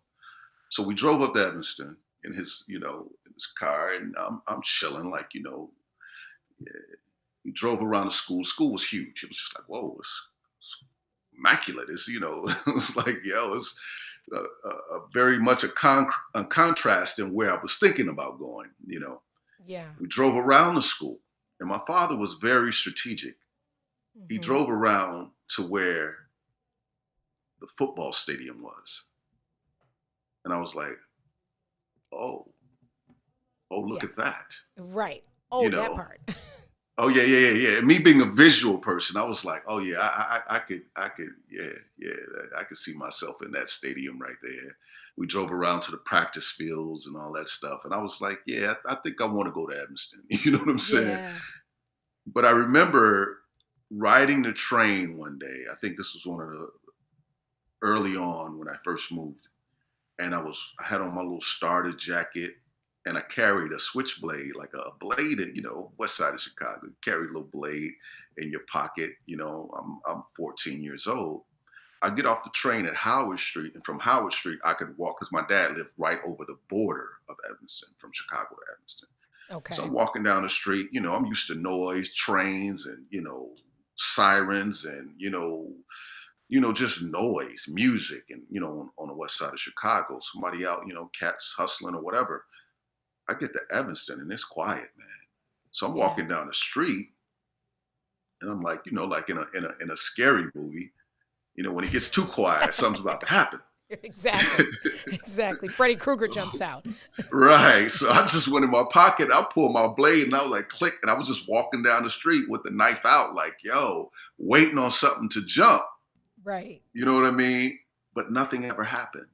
So I had to get used to that quiet and that silence, because I was so used to the noise and, the music of Chicago. Mm-hmm. And I'm glad my family had the foresight to send me to Evanston, because I got to see another side that I wouldn't normally see growing up in my environment.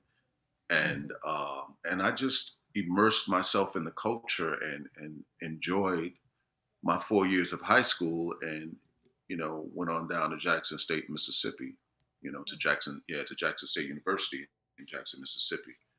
But Evanston was great, man. It just showed a different side, and just got me out of my like we say, North Mississippi, because brothers in Evanston, they were like, where are you from? Yeah. I was like, from the West Side, man. We had that drawl, and West Side, man. Yeah, y'all. So, I ain't gonna lie, y'all different. I love the West Side, but y'all different. Yeah. It's like its own little town inside the town. Yeah, man. Yeah. It is. It really is. Talk about the Rose. You remember the Rose? Look, I'm telling my whole age when I start talking about the Rose. Rose. Man. Yeah. Wow. Yeah. My parents went to the Rose. Exactly. Now you went down south, you played football, but you had an interesting encounter with a teacher, and it was partially that, and partially, the inability to play at the time that really opened your mind to something outside of football? Can you share that interaction with that teacher? Yeah, well, you know what? By senior year of Evanston, like, life wasn't fun anymore. Um, Crack hit my family hard. People that were very close to me. So, it was one of those things where the people who are closest is kind of taking your attention and it's breaking your heart. Yeah. So even though like football was an escapism, I wasn't focused on it. Um, my stepmother kicked me out the house because my dad was whatever my dad was doing, and I was kind of just a little bit kind of homeless that last part of senior year, and just I moved with one of my best friends in Harvey after I graduated from high school. Okay. And we were kind of like left to our own devices, me and him. We had no supervision. So, whatever we had to do to eat, like, steal food or go up. We used to go up to O'Hare, man, and hustle carts. And we just did whatever we could, man. And I was just like, man, I just need to get out of Chicago. So I went down to Jackson State. I was drinking.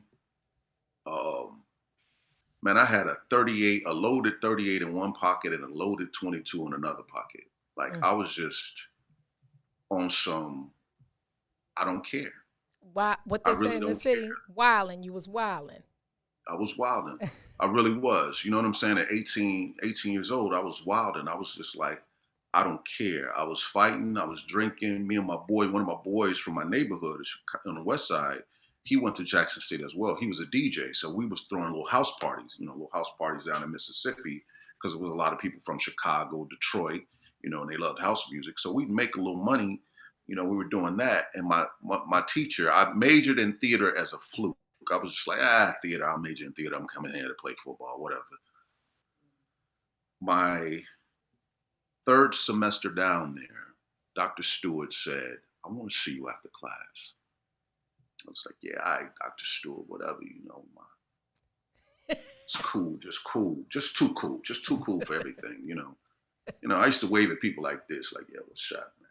I wouldn't even put my hand all the way up, just too cool.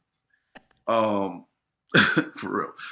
And so I sat in her office, like, what's happening, She was just like, what are you going to do with your life? I said, what do you mean?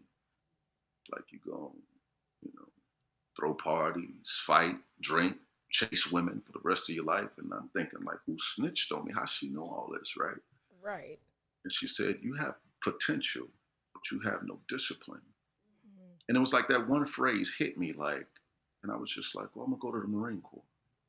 And I never thought about it, but it took someone outside of my circle and outside of my family to see me, to see my potential, to say, hey man, you're better than what you're doing. You're good. You can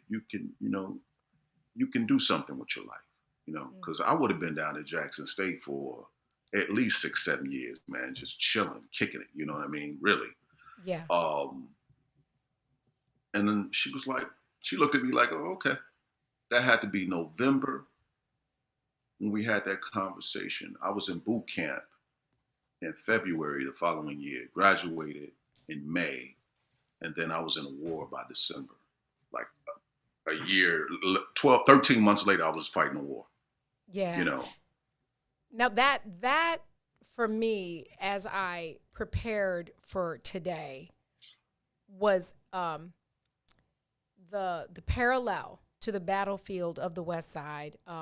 And now what I didn't know was how hard the crack epidemic hit your family, to the battlefield, the real, in our perception, the real battlefield of Desert Storm. Tell me, I don't know that I've ever talked to anybody that's actually been in a war actively. Mm-hmm. So tell me if you could paint the picture of if there's a difference in the war of the West Side and you feeling nervous, not carrying a pistol in one and a gun in the other and a switchblade, and being literally on the battlefield. Is there any similarity, or anything that anybody watching who thinks they about that life will understand better that about that life in Kuwait ain't really about that life. Well, yeah, I mean, because like leading up to it, and I mean, thank God I went to the Marine Corps because it was the best training I ever had in my life. I thought I was nice with my hands. I thought I was tough, but, I had drill instructors who were just like, no, I'm going to show you what this manhood really is about, and so that training was amazing, but nothing could, when you're in a war, so yeah, you're trained, but it's still a war. And then they're saying, oh, there's 5 million Iraqis, and then there's Scud missiles, and there's this, that, and the third, and you're thinking about it.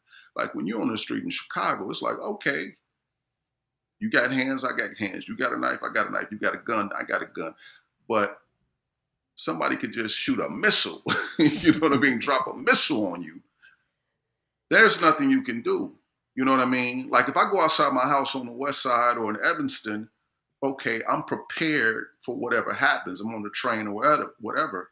But you could be chilling in a lot of times, Don, we slept in 30 men tents. We slept outside for 6 months straight, nonstop, 6 months. Wow. So I was either in a tent or we dug these 4-foot holes with these E-tools, like these retractable shovels called E-tools that we carry on our hip. We dug them and we're laying back, you know what I mean? And you always slept with your rifle. You slept with your rifle across your chest. You kept your boots on, your pants on. You might take off your shirt. And you never really sleep soundly. So I learned to hear and smell in my sleep. Wow. Which is amazing. It was like, whoa, I can hear and, but you never had really soundly sleeping. And the first night, like I got there December 4th. I still remember the day. I got there December 4th. I think we started bombing them on Martin Luther King's birthday because there was an overcast and you could see the planes fly over. And once they got ready to cross over to Kuwait, they turned their lights off. And then you saw the bombs coming down and you can feel the ground shake a lot of times. Sometimes you can hear them on your radio. But before we started, bombing them, our captain was like, he rounded us up. We had built a bomb shelter right outside our tent. Like I said, 30 men tent. We built a bomb shelter, which was like the shape of an L. You will go in and then there's a turn. Okay. So he told us, yeah, we're going to bomb them. And if you hear an alarm, that means to get in your MOP level 4 gear, which is like a charcoal suit, put your gas mask on, okay, and get into the bomb shelter. And I'm sitting there like, yo, okay. You know what I'm saying? Like, we can knuckle up. I can hit you from 500 meters with an M16A2, but you can't do nothing with Scud missiles. You know what I'm saying? You're just waiting. You're waiting to see.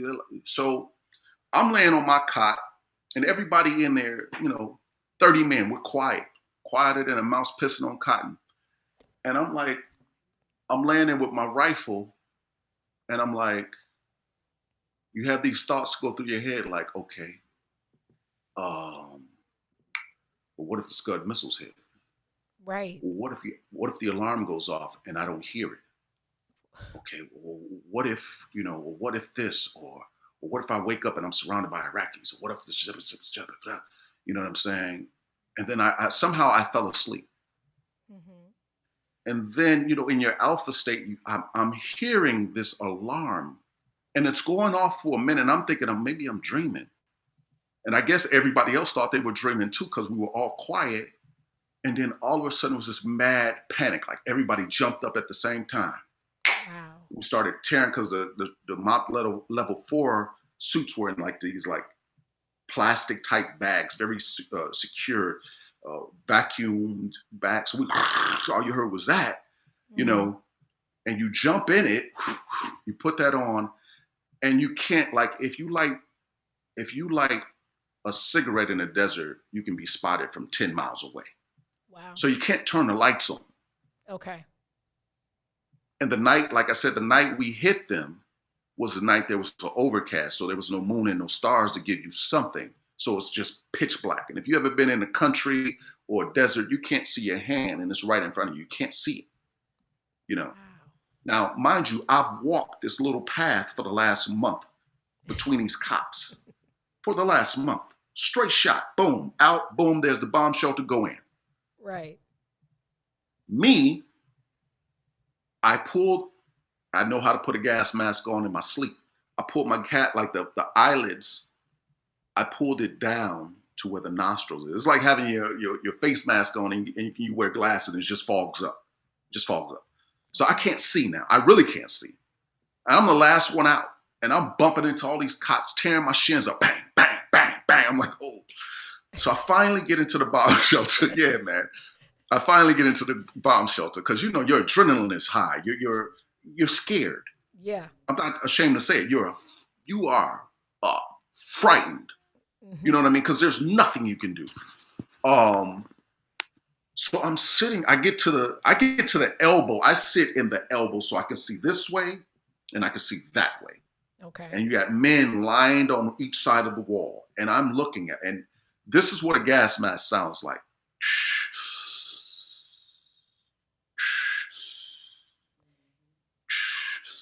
So you got 30 people. And I'm looking like, I'm trying to check. I check people like, are you just as afraid as I am? Because I am trying to keep my body inside my body. Right. And I'm just like, and then the heartbeat is like, whoom, whoom, whoom, whoom, you know, and it feels like everything is slow motion. Steven Spielberg captured it best in Saving Private Ryan when they hit the beach, when Tom Hanks, it was just like this ringing and this slow motion and this, and your breath is labored and your heart is boom, it's beating out of your chest. It's like, you know, and you're just like, oh, I'm just holding on. I'm like, wow. And what snapped me out of this, the platoon, one of our cats, Curtis Mayfield. I'm saying Curtis Mayfield. His last name was Clyde Mayfield. I'm calling him Curtis Mayfield. That's Clyde from Chicago. Exactly. Clyde Mayfield, man. Clyde Mayfield was the funniest brother in the platoon. He was all the way at the end, furthest from the entrance. And he got up. He was like, I don't know if we can curse on this show. Oh, absolutely. You better tell the truth and shame the devil. So Clyde Mayfield got up. He was like, man, fuck this shit, man. I got to get the fuck out of here. Where was he going to go? And we're like, yo, Mayfield. Exactly. We were like, Mayfield, Scud missiles are coming. He's like, man, fuck a Scud missile, man. You motherfuckers in here sounding like Darth Vader. I got to get the fuck. It's hot than a motherfucker. He started kicking people. Get the fuck out my way. And it was the laugh that I know I needed. Right. And it was the laugh that everybody else needed. So we laughed. And we needed that laugh. So I know I needed, I think 5 more minutes of that, I would have just snapped the fuck out, you know, because the mind is very, you know. So thank you, Clyde Mayfield, wherever you are, brother, because I needed that laugh, man. And that laugh, man. And after that day, I wrote my mother a letter. And I said, Mom, listen, I'm not going to surrender. I'm not going to throw down my weapon. I'm going to try my best to get home, and I will take as many people as I have to. Ooh. But, you know, you got to get over. That was the night I got over the fear of death. And once you get over the fear of death, then you can live, because fear will freeze you up. You will freeze. You go, all the training I got, you will freeze. So it was just like, all right, cool. And not to say that I was reckless, like, oh, there's a minefield. I'm just going to try to, you know, hopscotch across it or something like that. No, it was just like, I am not, if I die, let it be quick. You know what I'm saying? But after that night, I was like, I can't, you will go crazy. So that was probably the turning point of my life in the war. I mean, a lot of other things happened, but that night there, I could still feel it, you know? I'm holding my head down because I'm typing what you just said in this thread. Once you get over the fear of death, you will live.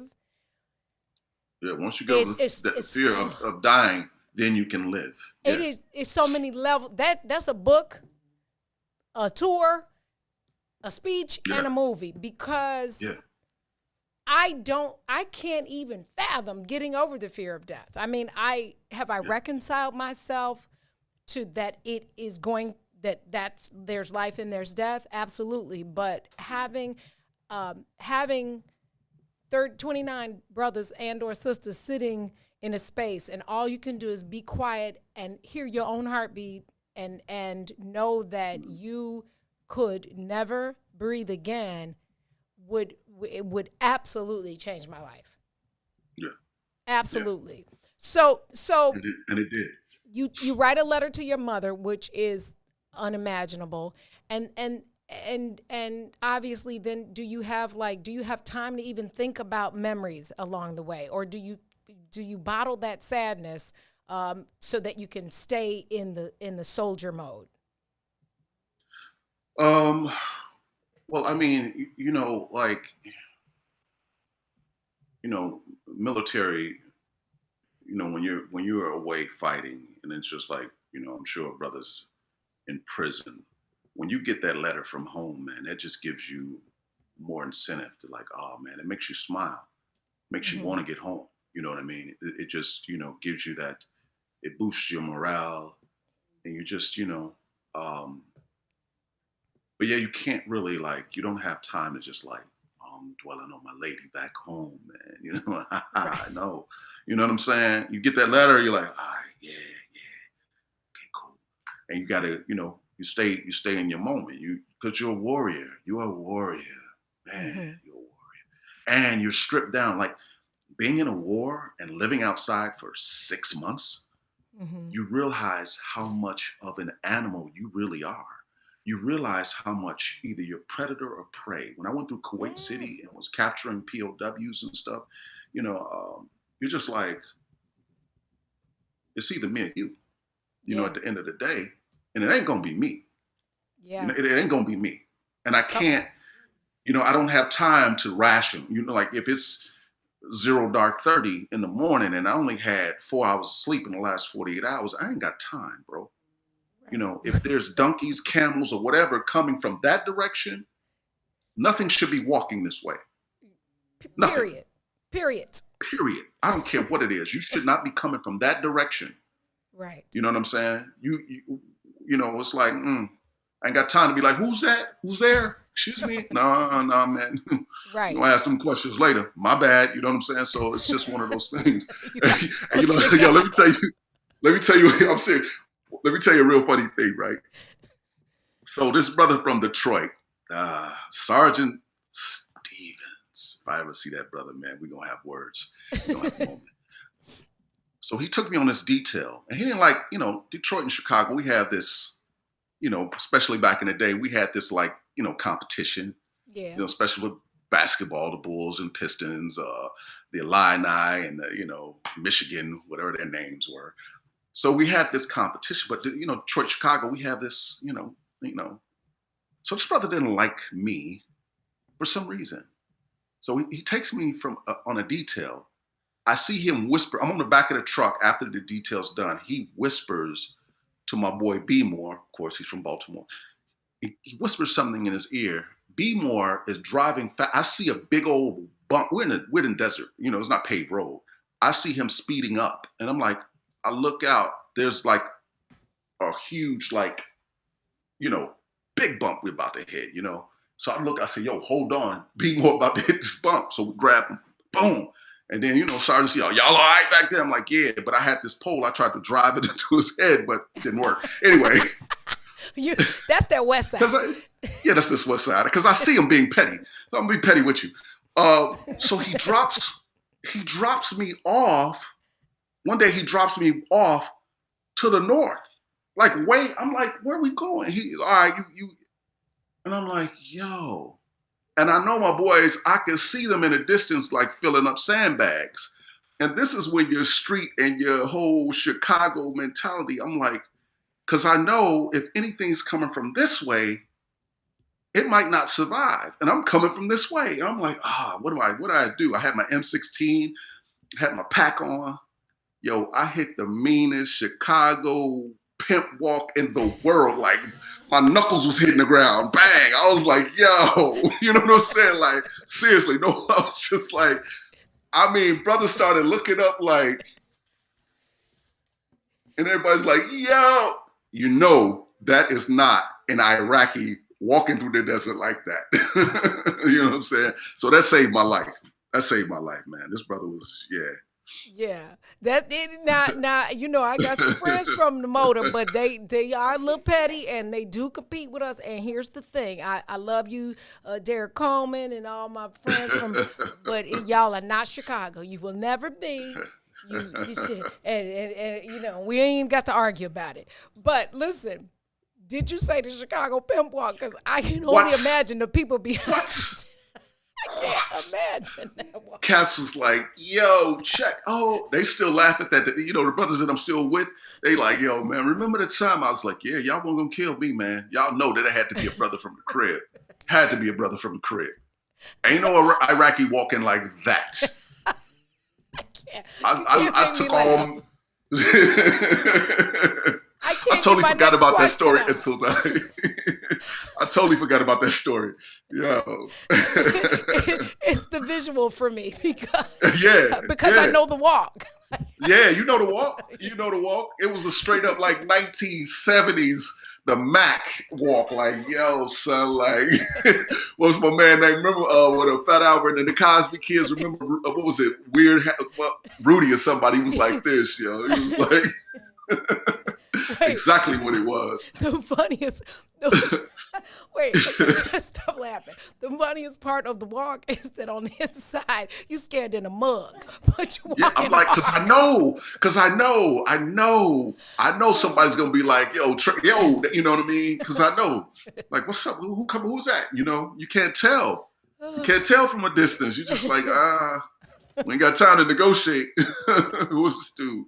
Yeah. Hey, let's go back to what you said, predator or prey, and it ain't gonna be me, because here's the thing, it will not be me. Okay, so now that I know that story, you often use, you spoke about what you bring to a character. Obviously, being a notable, accomplished actor yourself, you have shared the stage literally in live performance and the screen, the big screen with our Black Panther, Chadwick Boseman, and many greats. You talked about not being threatened or not feeling threatened by who you were sharing the space with, Lucius Lyon, I forgot Terrence. You talked about not being intimidated by who they are, but more so being a compliment to them, like marrying the character in a music way. Like you talked about being, if they were the sax, you'd be the trumpet, or if they were the drum, you'd be the bass. And so bring what that experience that you just described and the way that you marry your character to music, is that where your conviction in how deep you take the roles that you accept? Oh, good question. You know, I come from the theater. You know, once I got home from the war, you know, I got into theater. I started doing Chicago theater, took some classes, and got on that stage. And I had some great teachers, some great directors, and there's great actors in Chicago that I studied and watched. And then, you know, building a character. So coming from the theater, you have to build this character. Sometimes you sit at the table for 3 days, 7 days, and you're just breaking down the scripts, the emotional beats. What does character want? Who is he? What does he wear? Why does he want that? What's socioeconomics? What's his education background? 2-parent household, 1-parent household. You know what I mean? You're breaking it down as much as you can. The more specific you are with a character, the more that character pops. So because of the years being on stage, it prepared me for TV film. You know, so when all those characters come about, it's just like, okay, all right, who is this character? You know, Mhm. you have to be, you're really like a mad scientist trying to unearth everything you can Mhm. to make this character pop, make him believable, give him layers and levels, and you know what I mean. So every time it's like, you know, people are like, oh, Tariq, I hate him. He's a bad guy. I'm like, Tariq's the FBI. You know what I mean? But Mhm. of course, Cookie and Lucius were just so, you know, everybody loved them. Yeah. So yeah, I became the bad guy, and it was just like anytime you saw me, you just like, oh, repulsed. You know what I mean? Yeah. But that's me doing my work, and that's me. Every time I'm coming in, I'm trying to twist the knife a different way. I'm trying to attack them a different way. You know what I Mhm. mean? It's like, I'm gonna laugh and the eyes are gonna be intense. So just playing different opposites and different levels, you know. So that all came from a lot of theater training, a lot of teachers, a lot of homework. You Mhm. know, as actors, it's just reading. And you know, I tell actors, my, you know, because I teach, and it's like, you know, we bring all our life experiences to our art. You know, we've been in love, we've been cheated on, we've been lied to, you probably lied to someone, you've been broke, you've been homeless, you've been hungry, you know, you've been drunk. So you bring all of that and what that feels like in your body, you know, and we recreate it and live in that moment and tell the truth of what that is.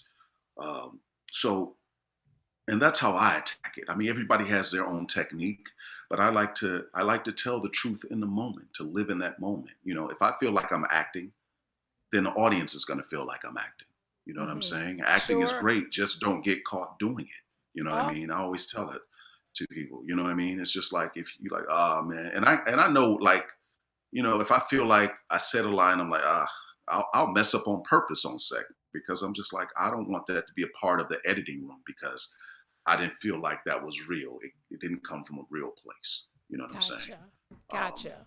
you know, and that's what So, any art form, because you listen to a Donny Hathaway, and when he sings "Giving Up," you're just like, okay, that brother really lived. He really lived that moment. You know, absolutely. Yeah, like Gladys Sam Knight, Cooke. Midnight Train to Georgia, Sam Yeah. Cooke, yeah, Yeah. all them brothers and sisters. When you know, when you say soul music, you're just like, oh, they really lived that. You know what Yeah. I mean? They're telling that story, and you can feel their pain, or you can feel their love, you can feel their joy, or you can feel their sadness. You know what I'm saying? And that's what good art does to you. It affects you in certain ways. You know. Absolutely. Absolutely. Before I forget, your brother Wilbur, Mr. Milhouse said, "What's up, bro?" I just wanted to What's make up, brother? sure How you because doing, man? I don't. I'm not sure if you're watching the thread, but I am watching it. I wanted to make sure I said that. So, You want me so to read and talk at the no, I same don't. time? I No, because I can't do it. Look, because I can't do it. That's like a tourist thing. You know, we Yeah, yeah, focus on yeah, what yeah. we You're like, you focus gotta on. focus. Uh-huh. Exactly. So now let's stay there but switch gears a little bit, because then Hmm. at some place along that journey you become a dad, and Yeah. and then life opens up yet again for you. So we've gone from the west side to Evanston, down south, well, Harvey, down south, Desert Storm, back home to Chicago State, and at some point along that journey you become a father, and then you have to marry all those experiences to investing in not just a baby but a baby girl. Share with us Hmm. how the birth of your firstborn changed your life and what you do for a living. You know, it was I was, you know, early 20s with my first daughter, my oldest daughter, Zuri. And you know, you just have to, you're like, okay, I gotta figure it out now. You know, I can't just, you know, be at the clubs kicking it, and it's just not about me anymore. I gotta figure this out. I gotta find a way to really provide and take this thing, take life's more, you know, not that I wasn't taking life serious, but a child makes you like, let me lock in, lock in. Right. The unfortunate thing, and you know, you have to, excuse me, apologize to your kids, because artists were selfish. You know, Okay. the work that it takes to attempt this, to train at this, to be successful at this, your time, you have to give it 100%. So a lot of times my daughter, 4 years old, 4 years old, she would be on my lap. I'll be doing readings. She'll be in rehearsal with me. You know what I mean? She was just there. You know what I mean? She'll be in the audience. I'll have like one of the understudies have her in the audience or backstage, depending on the language of the play. If the language was too bad, then, keep her put her in rehearsal, the green room. There's a green room in the stage. So she grew up in a theater, while I was growing up as an actor, Right. But yeah, it just made me go harder, made me want to do better, and made me, it gives you an unconditional love. Your kids, you develop this unconditional love, Same with, your parents, but it's just now you're the parent. You're just like, oh man, look at this, look at this young lady, Yeah, And, that I was gifted and that I'm responsible for. And it softened me. You know what I'm saying?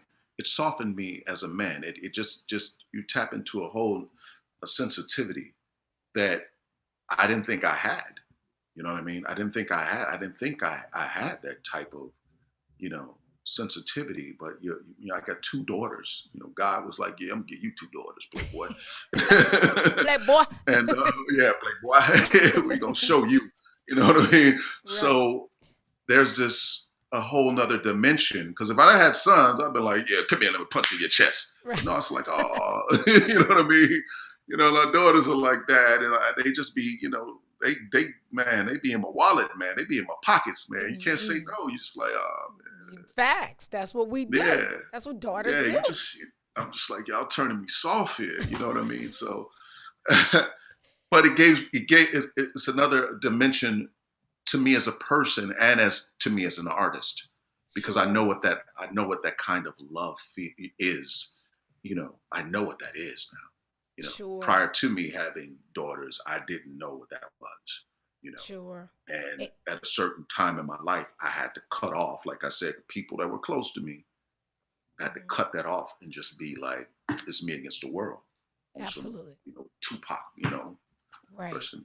Only God can judge me. I love me some Tupac. Listen, we're going to take a quick break. I want to play a clip.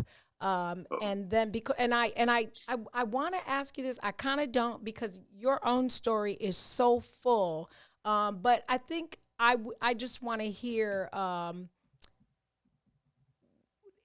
pre and post working with Chadwick, how that experience when it was happening, and now that he is resting in eternal peace, how that, if at all, changed your perspective. We're gonna play a clip. We're stay live and play the clip. Can we play that second clip? Sure. Or we take a break.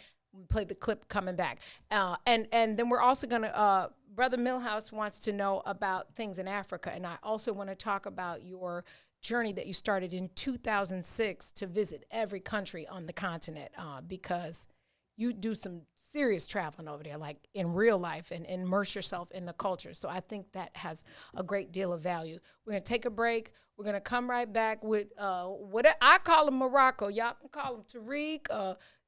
You can go back to Malcolm and Eddie. You can go back to 1988 with it and find his character there. Or you could talk to, what was your name? Blase Skippy's friend? Oh, Tom. Oh, yeah, No, Tom. your name was Tom. Actually, your name was Melton, but they call him Tom because he had to be cool. Blase Skippy and Manana Noche. We'll be right back. This is the Book of Dawn. WIFTBPM. Please raise your right hand and repeat after me. I'm gonna grab some water. I, Kamala Davy Harris, do solemnly swear. I, Kamala Davy Harris, do solemnly swear. That I will support and defend the Constitution of the United States. That I will support and defend the Constitution of the United States. Against all enemies, foreign and domestic. Against all enemies, foreign and domestic, that I will bear true faith and allegiance to the same, that I will bear true faith and allegiance to the same, that I take this obligation freely, that I take this obligation freely, without any mental reservation or purpose of evasion, without any mental reservation or purpose of evasion, that I will well and faithfully discharge that I will well and faithfully discharge the duties of the office on which I am about to enter. the duties of the office upon which I am about to enter. So help me God. So help me God. All right.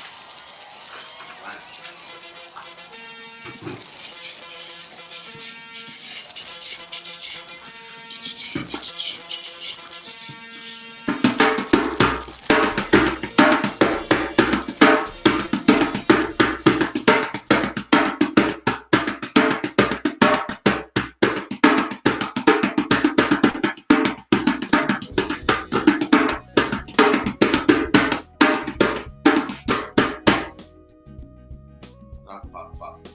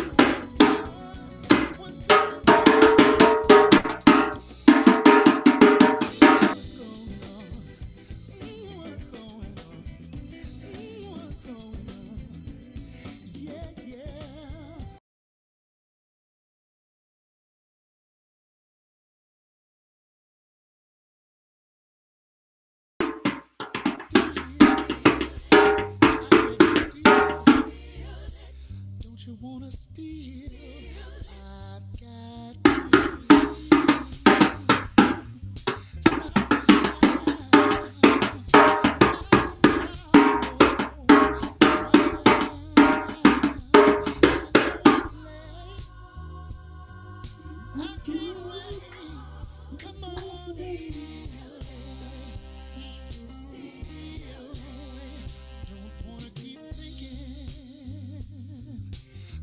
change my mind. Everybody's sleeping. Let's not waste any time. I know it's late. Oh, I can't wait. Come on and steal. Oh, steal. I know that it's wrong. Meeting you this way. There's no other way.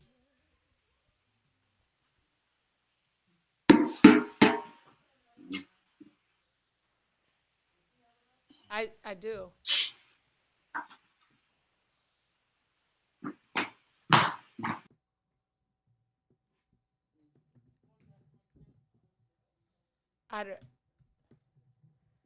Okay, you know what? Don't worry about it. Let's just, because I don't want to lose time. Let's go back to him. Hey. Let's go back. Okay. Welcome back. You are tuned into the Book of Dawn from the What's in It for the Black People Media Studios. Listen, y'all know I need my millennial children to help me figure stuff out. We're not even going to play it. I'm not even going to worry about it. We are going to finish the interview because I have some important stuff that I still need to cover with our brother, Morocco Amari. The first of which is I wanted to ask Morocco about, I was going to play a clip from 21 Bridges. I obviously am not skilled enough to do all this at the same time, so that's cool. It's whatever. But I still can ask you the question. Tell me the impression, if you will, that was left on your life as a somebody in the industry, as a friend, as a man, as a performer from your experience with Chadwick Boseman.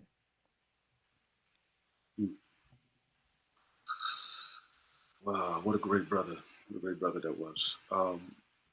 So Mel Groupie, the brother who played Blase, is Russell Hornsby, right? Russell Hornsby, he's an incredible actor. Russell Hornsby had the show called Lincoln Heights.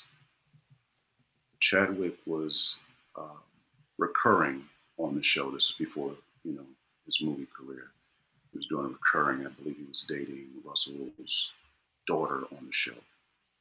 So I was out directing a short film in LA. And I hit up Russell and I hit up a few other brothers that I was like, I'm not going to be able to go around to everyone's home or meet out with everybody. So let's just collectively have a group of, actors that I know and just meet up. So Russell came down, a few other people came down. Russell brought Chadwick. He introduced me, hey, man, this is Chadwick. He's on the show. Good brother. And I was like, what's up, man? Chadwick's just very, quiet and reserved and what's happening, that had to be around, let's say 2009. And then Chadwick becomes Chadwick Boseman. Mm-hmm. I auditioned for this film and forgot all about it, went on to Rwanda and Uganda and, got a call and, found out that I got it. It's like, I didn't remember the film. I was like, what are you talking about? No, the film, that you went in on, and I had to go in and look. I go, oh, that's the Chadwick Boseman film. Okay, cool. So the film takes place at night. So all the scenes where we'll get there, say, we'll start shooting at 6 p.m., sundown, and to sun up, mm-hmm. to the sun get ready to come up. None of us knew. Chadwick never complained. He did the work, man. We on the set, like, going back and forth, laughing, joking. I'm in his trailer, because he and his boy Logan were producers on the film. They went to Howard together. Watching, LeBron's show on HBO. Just a good dude, man. Just very welcoming. Mm-hmm. And I told Logan, one of his good friends, dear friends, I said, yeah, man, I met Chadwick through Russell Hornsby back in 2009. I was doing a film out there. And Logan looked at me. He was like, nah, Rob, you didn't meet Chadwick. That wasn't the first time you met Chadwick. I was like, you talking about, bro? He said, Chadwick saw you in a play at Congo Square. He was playing this Jamaican dude. This is Yardy. I was like, oh. Wow. He said he came up to you, I think it was opening night. I was like, ah. So that had to be 07. Yeah, around 2007. Because Chadwick, you know, he was a playwright as well. You know, it's the Renaissance brother, you know what I mean? And I was like, oh, so this brother picked me for this film, you know. Yeah. Because he was a producer on this film. You remember my work from, you know, this nasty, you know, Jamaican Yardie that I played. And I mean, you know, the interesting thing, like I was in Nigeria, 2018 around Christmas, and I went to see the film in Nigeria, just, you know, watch the film with some Nigerians because it was playing in Lagos. And I hadn't watched the film since Nigeria, and I happened to put the film in because a friend of mine was over here. They fell asleep, so I just turned the film off. 5 minutes later, my hand to God, on everything I love, on my daughters, I get a text saying Chadwick passed away. Now, I just turned the film off 5 minutes ago. Hadn't watched that film in over 6 or 7 months. Wow. And I was like, are you kidding? And I had just texted him probably about a few weeks ago just to check on him. I didn't hear back, but I was like, oh, I just figured he was busy, you know, because I know he had a few films lined up. And it stopped me. It was like, you know, a gut punch. It was just like, oh. Yeah. Yeah. It would have to. And I mean, yeah. And it's one of those things where, you know, I root for our people so much, and I fight for my people and educate my people so much. And when you see a brother like who's younger than me, I remember the last day it was like my last day of shooting. We're at the end of the film. I came on set. My friend from New York, from Harlem, gave me a hoodie to give to Chadwick, and I gave it to him. I was like, "Hey man, it's my boy." You know? But he was sitting at the monitors with a bunch of high school kids from the local Philadelphia liberal arts high school.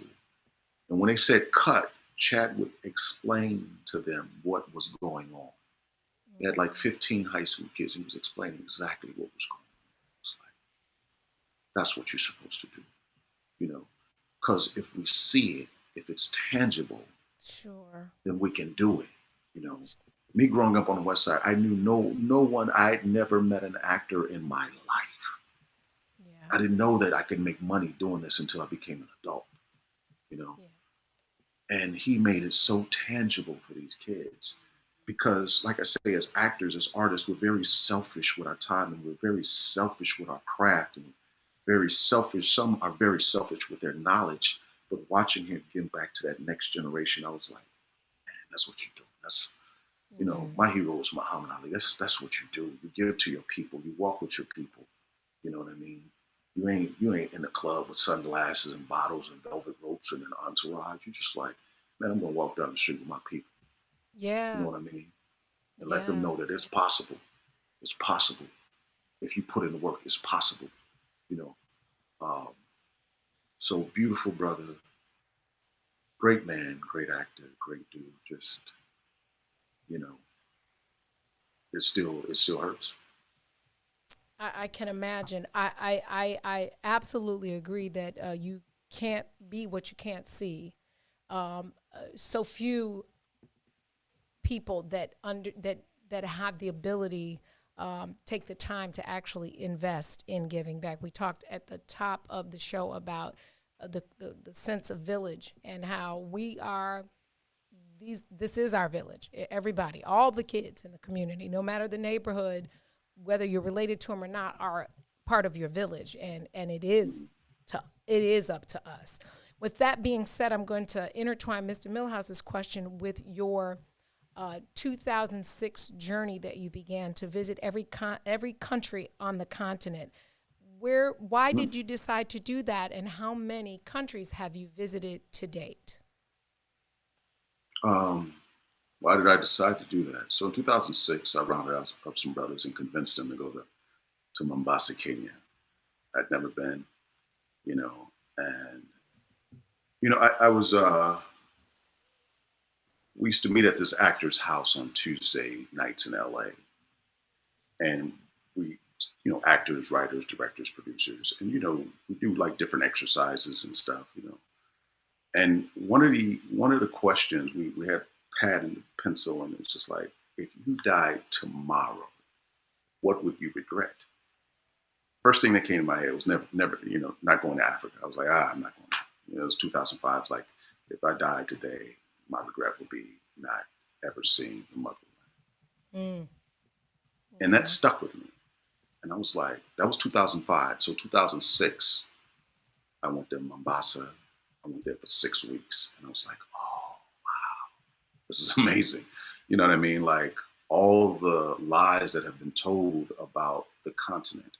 Not saying there isn't poverty, not saying, but the beauty of it, the people and the warmth and the scenery and the food and it was just like, oh, they never show this. They never show this. They never show this beauty, this architecture, this craft, these languages, these people, this skin, this music. So I was just like, well, I want to see every country, And so I've been to 15, and that's only because I've, Uganda and Rwanda has my heart. So I've been to Rwanda probably 4 or 5 times. Same with Uganda, and now I just recently purchased land in Rwanda and planning to make that home, So I just bought that. I bought land December 30th of last year, and plan to build a house. But the next time I go, I'll get back to Burundi. Burundi's beautiful, and I want to get to the Congo. I'll still travel, but it's just like right now I need to build this house and set up shop. Teddy Riley just bought property in December in Rwanda. I'm gonna make sure. No, he didn't. He didn't. They gave him property. Well, they gave Teddy. I saw Teddy Riley in Rwanda. He was like, "Yeah, man, they just gave me property. I'm about to make a school." I'm like, "They gave you property and you can afford to buy all." I'm like, I'm over here like, But yeah, he's building a music school over there. I saw Teddy actually. I had met Teddy in Harlem, and then the next time I saw Teddy was in Kigali. I'm like, yo, So they were trying to get me to go gorilla trekking with him, but we had just got back from a safari, and one of my boys was leaving the next day. Oh, gotcha. But yeah. Well, Mr. Milhouse, if you're still watching, we should buy some property over there. Maybe they should give it to us too, and we can build a little engineering school over there. I got him plugged. Yeah, he, of course, I told him he needs to come to East Africa. I love Nigeria. Nigeria is great, but yeah, y'all do great things over there, man. The thing is, you will be a great asset to the country, especially in Rwanda and Uganda. And I got a brother in Uganda that I want to connect Milhouse with. Jafar Amin. He's one of Idi Amin's sons. He's his third oldest son, and Jafar is the third oldest of 60 kids. Oh my gosh. Talk about be fruitful and multiply, 60, amen. 60, it's 60, it's 60 of them. Yeah. And beautiful brother, doing a lot for the country as far as real estate and infrastructure. And he's one of my elders. So, anytime I get to sit down with them brothers, I have a few elders over there that I just sit down and I just absorb all the knowledge I can, because I'm always the student, Yeah. Yeah. And life will teach you to always be a student. You can't be smarter than life. And if that is, if the pandemic and the loss of Chadwick, somebody who suffered a great illness we never knew about, who pushed his way through, if that hasn't taught us, shame on us. I want to plug before we leave. First of all, I have to just, Taurus, from Taurus to Taurus, from sister to brother, May 7th to May 7th. You said, what will I talk about for an hour? I got another hour's worth of conversation for you, but we'll circle back and do that. Your experience is so rich, and people need to truly understand it, because often they only see the character. And so they connect with the character at whatever level they connect. But it is important that we connect with each other as humans, and that human journey, the mistakes and the celebrations, so that we learn from each other so as not to repeat. I don't need to make your mistake. You already made it for me. So I promise that I'm going to text you forever till we come back so we can finish. There's so many layers, and maybe when we're post-COVID or all vaccinated, we can do it in person. But I have to say this in my best voice, because this show is coming out in 4 days. How you doing? What you know about that? Tell us about being Kevin. Right. Yeah, man. We'll see what happens, man. I was sitting in my place in Jersey, and because of COVID, the industry had shut down. I think I hadn't worked since P-Valley.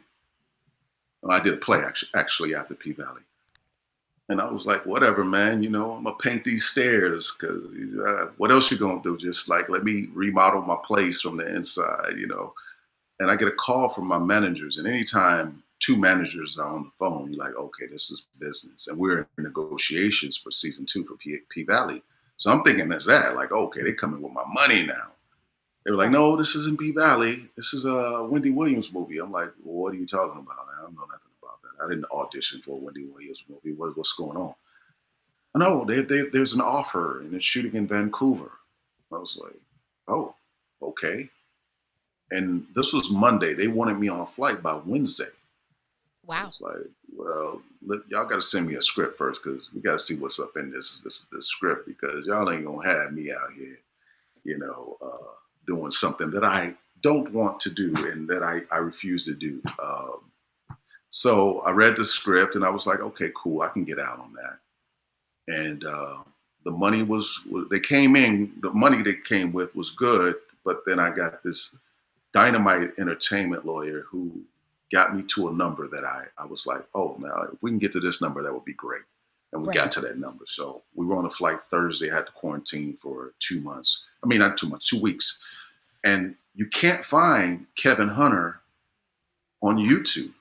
There's a phone interview. There's pictures of him. Oh. But there's no way of how he moves, how he sits, if he's left-handed or right-handed. I was just like, so I had to listen to other people talk about him. Okay. What they said about him in the script. This phone interview I got, and looked up where he was raised and everything. And I just had like a board of just different pictures of the brother. And then I was like, you know what? Because of course, I had these 2 weeks, so I'm obsessive. I'm like, oh my God, all right, well, okay. I'm from Chicago, so Chicago grimy is different from New York grimy. Absolutely. Absolutely. In Chicago, we have a laid back, like, yo, what's up, Rock? I see you on TV, man. You keep doing what you're doing, brother. Player. I'm proud of you. Right, player. You understand me? Is that a compliment, brother? Are you complimenting or are you insulting me? But New Yorkers be like, yo, son, I saw you on Empire. You were grimy as, oh my God. Yo, this the dude. Yo, don't be humble, son. You're like, no, I'm just chill. I'm like, no, I'm saying. They are so they're going to stick you up. Yeah. So I patterned Kevin Hunter after Fat Joe and Damien Dash. So I just started watching interviews, and Fat Joe is just like, yo, Dame Dash, same thing. It's that I'm a New York boss kind of dude, right. So I just kind of like meshed them together and came up with this brother, and I found Because if you say like, oh, he's a bad guy, me as the actor playing the character, I can't say, well, I'm going to play him as a bad guy. Sure. I'm going to play him. I got to give him all the humanity first. Sure. And then he made bad decisions, Good point. And the more humanity you give a character, then the worse. You just like, ooh, when you do turn him, you like, ooh, You're like, wow. So I went there and showed the love and the supportiveness of this brother to this woman that he loved. They were in love.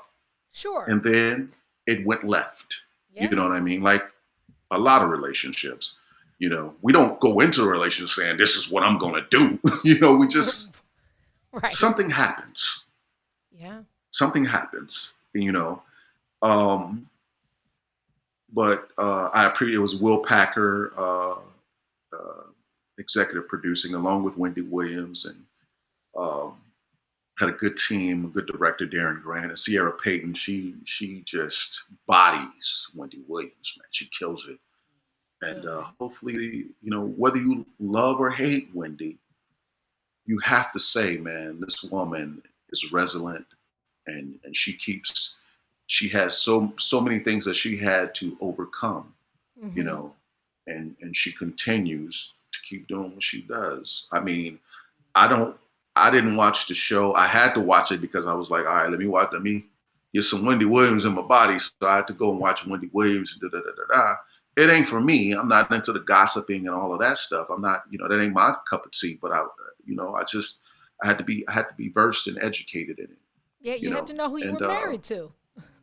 And you know what? And I always say this, man. I commend anybody who works a job that is legal and ain't trying to stick me up or break into my stuff. You know what I'm saying? Like, hey, man, do what you got to do. Your hustle is your hustle. Right. My hustle is my hustle. And I commend anybody who is successful in these, especially Black being in the United States of America,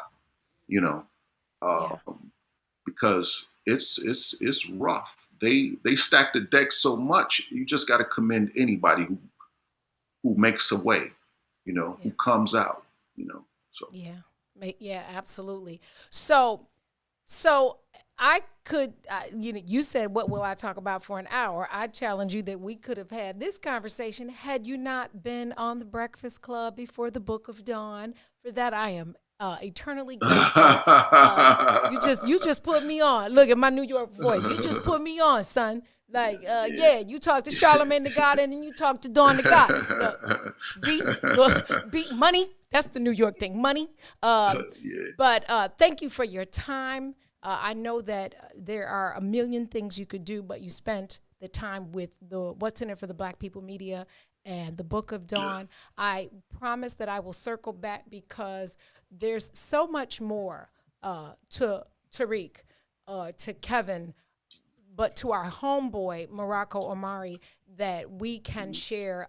We put your web information in the thread in case you are going to be having any classes, virtual or otherwise, to learn the people's, your craft. You make Chicago proud. You make me proud to be your sister. Thank you, Morocco, for your time, for your talent, and for your service to the community. You might as well stay with me. Keep it locked.